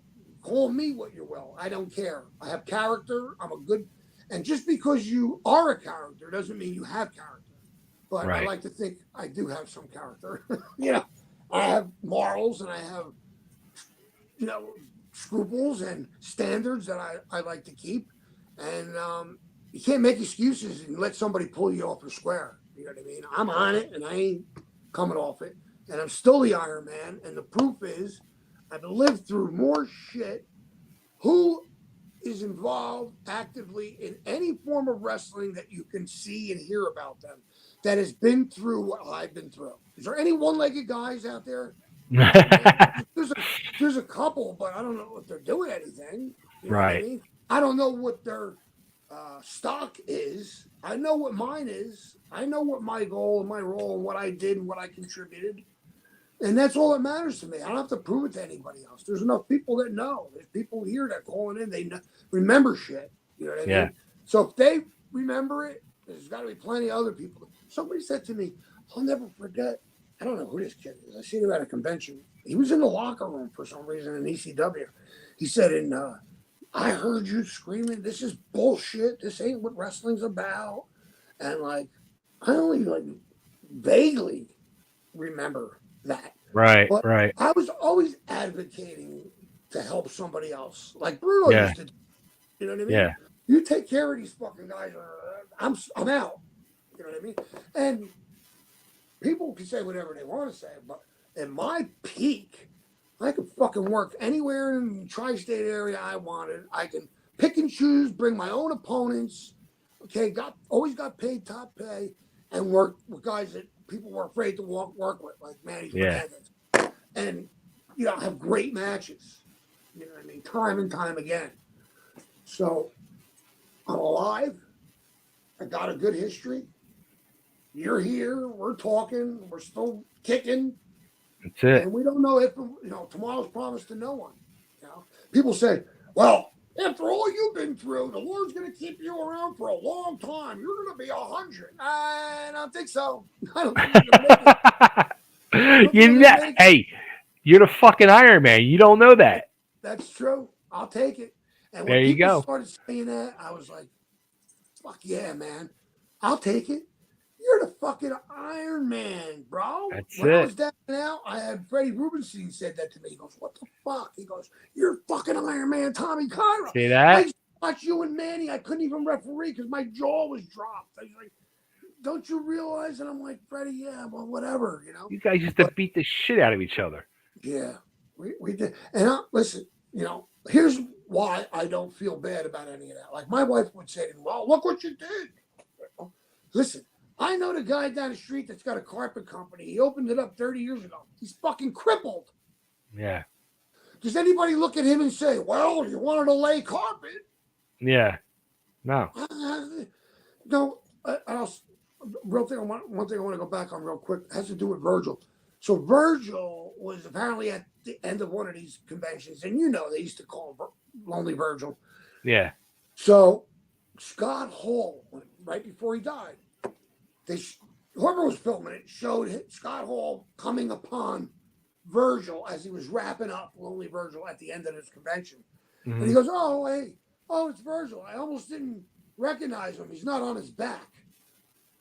Is that the most retarded thing in the world you ever heard? Yeah. Like, why? Do you think this is fucking real, bro? You don't know by now that it's fucking a work? So, did he not get paid? Virgil got paid probably more than he did back then for not wrestling Yeah. and not busting up his body. Do you look at the bad guy on TV and say, "Look at this fucking jerk off. He sucks"? No, he's supposed to suck. He's supposed to make you believe that he sucks. Yeah. The other guy's the good guy. So there's so many people who just don't get it. Yeah. They just still don't get it. But that being said, you want to always have yourself, shown in the best light possible. Like Frank Damiano, Domino. Domino. I'm Yeah. like, "Domino, let me put you over, bro." "No, that's not what Dennis wants." "No, I get off on putting you over, bro." I was like, because he realizes that his worth, they're not going to pop for him if he pins me the way they're going to boo the shit out of him Yeah. if he pins me. Or Yeah. they're going to cheer when I beat him. Yeah. So guys like Scott Hall, I'm like, "Bro, you must have fucking forgot that this ain't real." Knocking Virgil. You don't recognize him unless he's on his back. What the fuck are you talking about, bro? He got Yeah. paid just like you did. You know what I Yeah. mean? Exactly. And he's the smarter guy. He's not getting banged up. Michael Rubin said, and he actually corrected himself in the next post, when we were discussing the steroids, HGH killed John Studd. Never heard that before. Does he say, is this, he's got Triple H there? No, but he corrected it. He meant Oh, okay. HGH. Yeah. Well, let me say this. I had to think about that because I'm thinking about his body. Now, HGH was not really popular or known in the weight wrestling world until much later. His during his tenure, it was not. Steroids were around, and thinking back, he was a huge guy. But thinking back at the puffiness maybe of his body, he might have been on some. Yeah. Yeah, he might have been on some steroids, but definitely not. I don't think HGH. Now, what I will tell you is that the thing called acromegalia, which is giantism, which is an overactive He had pituitary. that forehead going on. Yeah, so it could be that's what happens when someone who doesn't have that condition takes HGH. Mm, They get acromegalia, which is what a giant would get. But the right. giant doesn't get it from HGH. He just has that overproduction in his body. Yeah. Yeah. That's why the vocal cords go, "Oh, Andre," right? Right. Right. And the size and the forehead, right? But I don't think HGH was popular enough then. I remember it was just coming around in '83 in bodybuilding. So I don't think it hit the wrestling world for. I'll tell you who was on HGH was during the time of the NWL. Definitely Macho Man. He made a Mm, huge change. He was yeah. on regular steroids. Yeah. To this day. But then when he got that hair done, Yeah, slicked back in a whole ponytail, he was fucking yeah, shredded, ripped. yeah. He He was was. on he was on HGH, no doubt. Yep. Yeah. All right, Eddie J. Has Mr. Cairo paid Sandman's house bills yet? Pay your bills, Tommy Cairo. Way paid up way long time ago, my friend. Is it kind of mind blowing? You still hear that stuff, like Yes, to it pay your is. bills and eating peaches and Yes, it's it's amazing because I think when we did those things, I think we knew we were doing something, that wasn't the norm, but no one would have guessed that we'd still be talking about this yeah, at this point. You know what I mean? I'm actually embarrassed by that. Only for the what? fact that I went around when people asked me about it, and I was married, and it was not too far removed from that. I told you I was, Yeah, somebody would ask me, and I would say yeah, and I would hit the punchline, eating peaches, and like I was doing this in the presence of my wife. But like I said, I really never thought of that as a diss on her because it's wrestling. yeah, yeah. It's not fucking real. It's only a line. It only means something because people made it mean something.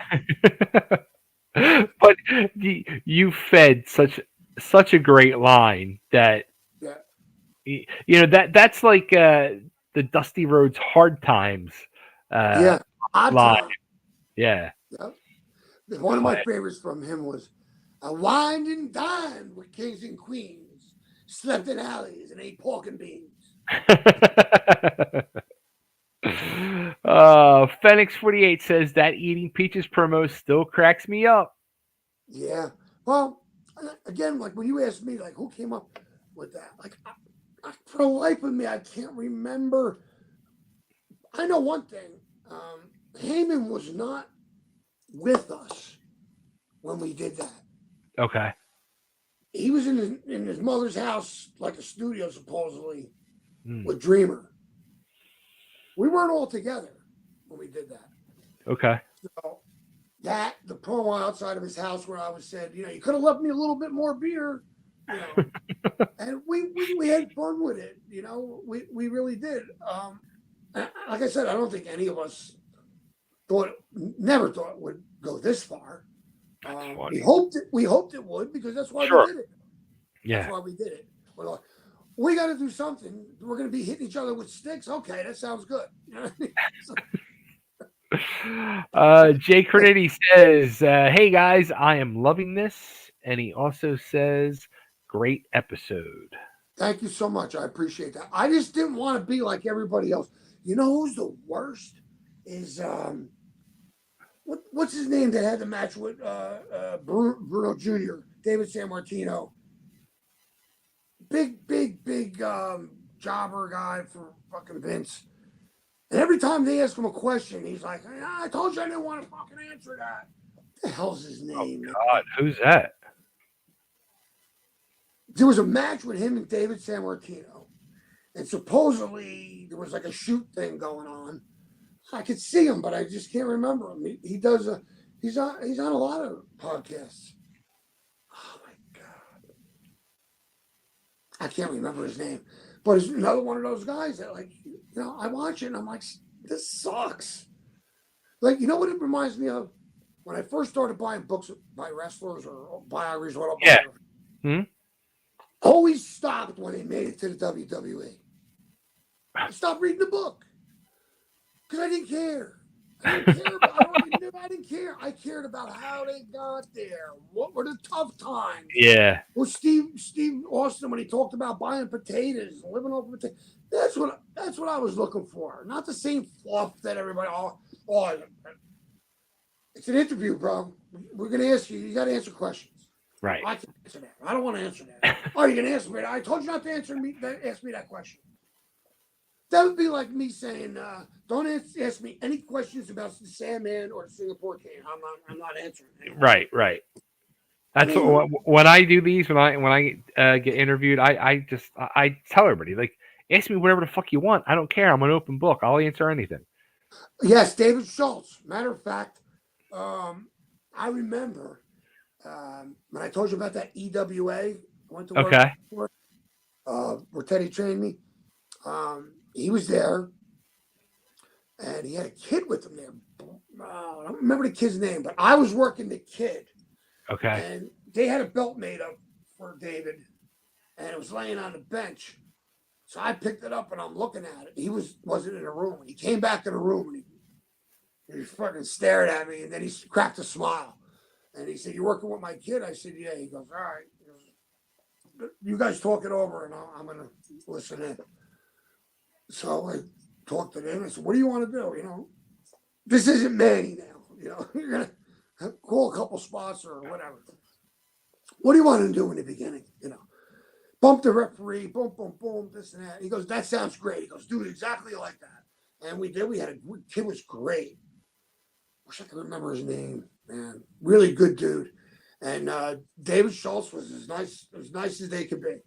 Now, only recently did somebody shed light on that's the original Stone Cold gimmick. Yeah. He You're was right. a hick, Yeah. redneck, nasty to his wife. They did those vignettes where Hmm. he would tell his kids, "Shut up," and kick the dog, and Yeah. that's the Stone Cold gimmick. He was Stone Cold. Yeah. And then when he Yeah. did that whole slap thing, they loved Hmm. him for that because, hey, yeah, it's fake, but look what happened. You get the shit. Yeah. The wrestlers maybe, but you get the shit kicked out of you. You get your face smacked. Schultz was a good dude, absolutely good guy, and the real deal. He's a tough dude. Now it's funny because him and Honky Tonk were a tag team. That's how they both started. They worked together. Really? Okay. Yes. Yeah. I don't remember what the gimmick was, but That's like I just saw this week. It was being shared around on Facebook, and I never knew this about Honky. He, I'm guessing it was probably late '70s, early '80s before his run when he was in Memphis still. He was doing a gimmick like Gene Simmons of Kiss, and he was called the Kisser. really, Yeah, he wore the makeup like Gene Simmons, really, and supposedly they only lasted like a month or two. It just didn't get over. yeah. So I had like no somebody, idea. what was it like being a part, a part of the first few months of Extreme Championship Wrestling after the name change? Yeah, I mean, I didn't really think that much about the name change as much as I did the changing of the guard. You know, that's the main thing. You know, What did you think? Okay, what did you think when Eddie left? Were you like, oh? I was upset. Yeah, I was pissed off. I'll tell you one thing. Paul Heyman is a very lucky man that Doug Gilbert didn't kick his ass because Doug flipped the table over and everything in the back. You Really? remember that? You don't I remember wasn't that? there. Oh, I wasn't it was at there. the arena. At the arena, yeah. Um, yeah, I think that's another thing. Like, I would always stick with somebody. Like, I think workers make the best promoters. I say that because they know what the fuck it's like to get to the building and there's no fucking water or Yeah. they don't want to pay you, whatever. You know what I mean? So I don't think anything really started to change. That was a big thing because it was done through animosity, and I don't Hmm. know what the real deal was with Eddie Gilbert. I heard some stuff, but Eddie, like I said, I liked Eddie. I fault him a little bit. I think he should have pushed some of the younger guys more. Um, but that's what every book, almost every Yeah. booker through history did the same thing. You know what I mean? Um, because politics don't allow you to really be your own person. There's always got somebody Yeah. else who's trying to make you or break you, you know. Yeah. So really, in defense of those guys, it's like the only time you can do what the fuck you want without interference or repercussions. You know Hmm. what I'm saying? Um, I thought Eddie was good, and if you look at some of those houses, we had the 1,000, 1,200, Yeah. 1,500. As I'm going back and watching now, I mean, yeah, they were starting to draw really You're good. like, holy crap, that place is packed. You know what I Yeah. mean? So the changing of the guard, that whole thing Well, with how Extreme. about that with the throwing the belt down? What were your thoughts? I mean, because that was a shoot. Like What Yeah. did you think about it when it happened? I felt bad for Dennis, and I thought it was really shitty. Yeah. Now, if you brought Dennis in and you said we're gonna put a garbage can out there Mm. and we want to trash the NWA belt, what do you think? Well, if we work it right, we could have an invasion later. He be, Dennis might hey have man. Dennis might have Dennis might Yeah. have went for it, Yeah. but it's just so disrespectful and so against all the rules that these guys are always talking about. Like you hear Shane Douglas, you think he like invented pro wrestling. You know, it's got all these philosophical angles and things about it. But bro, you took the belt and threw it in the garbage. You've never been done well. You know, you always open your mouth, and I don't think you did it in the right way because you didn't open your mouth to defend the business. You open your mouth to do things that you're not supposed to do by going into business for yourself. Mm. It's one of the first things you don't do, and it's been done many times with that crew. You know, Dreamer, he's another one. Fuck Dreamer. I think he sucks. I think he always sucked. You know what I mean? And anybody can be made in. Look, it's like when you watch anything that's negative, right? Like hip hop, when they have the gangster rap and any of that stuff, you can make things attractive, negativity attractive to almost any demographic if you know where to go. Right. But when you start to get into people who have a little bit more character, guys like you, guys like me, especially at this point, and even back then, I'm not being involved in any kind of crucifixions or any kind of this other crap. It's bad enough that we're gigging ourselves and getting color and sometimes nonsensically. You know what I mean? Now you want to throw all this other crap in there, and it's an embarrassment. You know what I mean? Because that Philly crowd there's no crowd like that anywhere else in the country. There's Nah. no 1,500 people that are going to come anywhere to see that crap on a regular basis. I always said if you can get over with the Philly crowd, you can get over anywhere. Yeah. And it got to the point where what else are you going to do? Yeah. Crucifixion. You're going to shoot somebody. Yeah. What else are you going to do? Yeah. And wrestling should be much simpler than that. You know what I mean? And the storylines shouldn't evoke all this negative. Like, I can't watch certain shows and then go to bed because then in my dream I'm reliving my whole past in the clubs, running, doing this, doing that, fighting, whatever. Right. I Right. can't watch Ray Donovan. I can't watch certain shows and then go to bed and when you cater to that demographic, other people get sucked in. It's just Mhm. collateral damage. You know what I mean?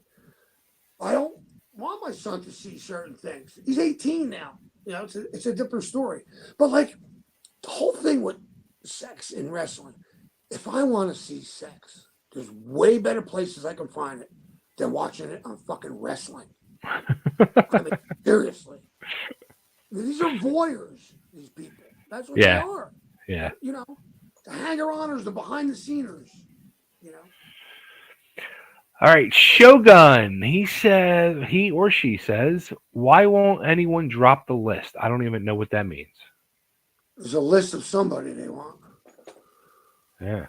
I don't know. Be a What? little bit more specific. Yeah. What's the list about? Matthew Holland. Hi, Tommy Cairo and Bam Margera's dad. Yes, I do look like Phil Margera at times. Hey, Matthew. What's happening, brother? So, and Oh, I good. Oh, was Anthony Tamburo? okay. So my Oh, cousin, and I told you about my cousin Pete, who used to work in the roofers union, and and I used to tell my cousin this. He passed away last fall. You and him always reminded me of the same. You guys were like the same really? of the same cloth. You both fucking badasses. Both had the same fucking mentality, and you guys just always reminded me of each other. So That's awesome. That's his oldest son, Anthony. And actually, I even said to him, I said, I answered him back, and I said, "Yo, Aunt, Tommy always reminded me of your dad." That's awesome. Um,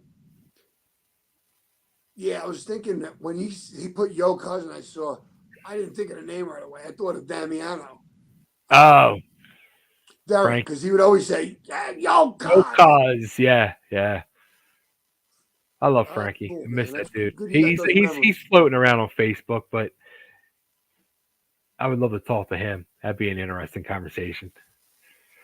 Let's all play. Jesus Christ, got to go away to come back. It can all relate to wrestling. Yeah, everything you can relate to wrestling. Yeah, I mean, and sometimes it's really funny, especially when it's like your wife, uses a term or says something, you know what I mean? It's a work. What's wrong with Yeah, you? yeah. It's funny because my fiance who was not around the business or whatever, and now we're like, because now I'm getting back involved with all this stuff, and we've been watching like Dark Side of the Ring and all, and I'm talking to her in fucking wrestling talk and all, and she's like starting to understand now, and it's kind of Yeah, funny. there's nothing like it, man. It's awesome. It's like if I tell somebody who knows me or somebody who doesn't know me, and I tell them like an aspect of my life that's out of a fucking like out of a movie, shit that when you hear it, you know that you cannot make that up. There's just Yeah, no way to make that up.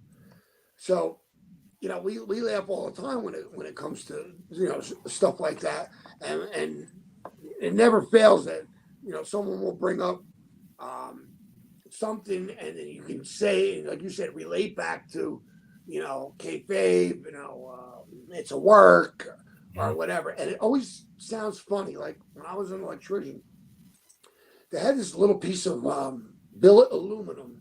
It was called a no dog or an anti dog. So on this little level type of thing with a bubble in it, it had a dachshund in a circle with a line through it.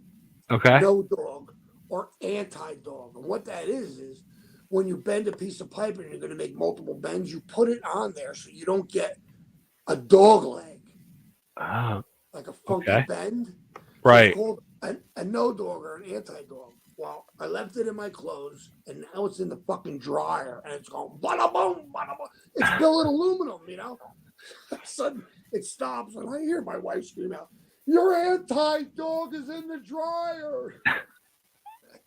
You left the gimmick in the I dryer. left the gimmick in the dryer. You know, it's like you guys got to get a new gimmick. And it's funny because not everybody knows that stuff. You know what I mean? Like when I put that post on the picture of the eggs and the fake bacon, and I put no Yeah. fake bacon and eggs. Only Tony DeVito responded because I didn't put it on a wrestling website. It was on Right. the Right. regular feed. So Yeah. all my people that know me, they don't know what the fuck They I'm don't doing. get it. Yeah. Do you know the origins of kayfabe? It goes back to the Carney days, right? Yes. And what Yeah. does kayfabe mean? Always said all the way. That's short. Oh, I don't know. K, the woman, Fabian. Okay. Okay. K Fabian. It's not kayfabe. It's K Fabian. That's supposed to Okay. be a woman's name. Now, you're working for the carnival or the circus. There's no phones, none of that shit. Right. And you're only making $5 a day, so you're not putting money in the phone. So Yeah. you call from K Fabian. You call your mother's house.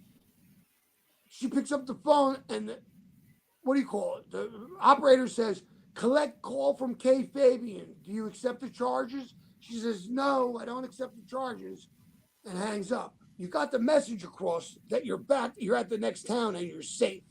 And nobody had to pay for the call. Ah. K Fabian.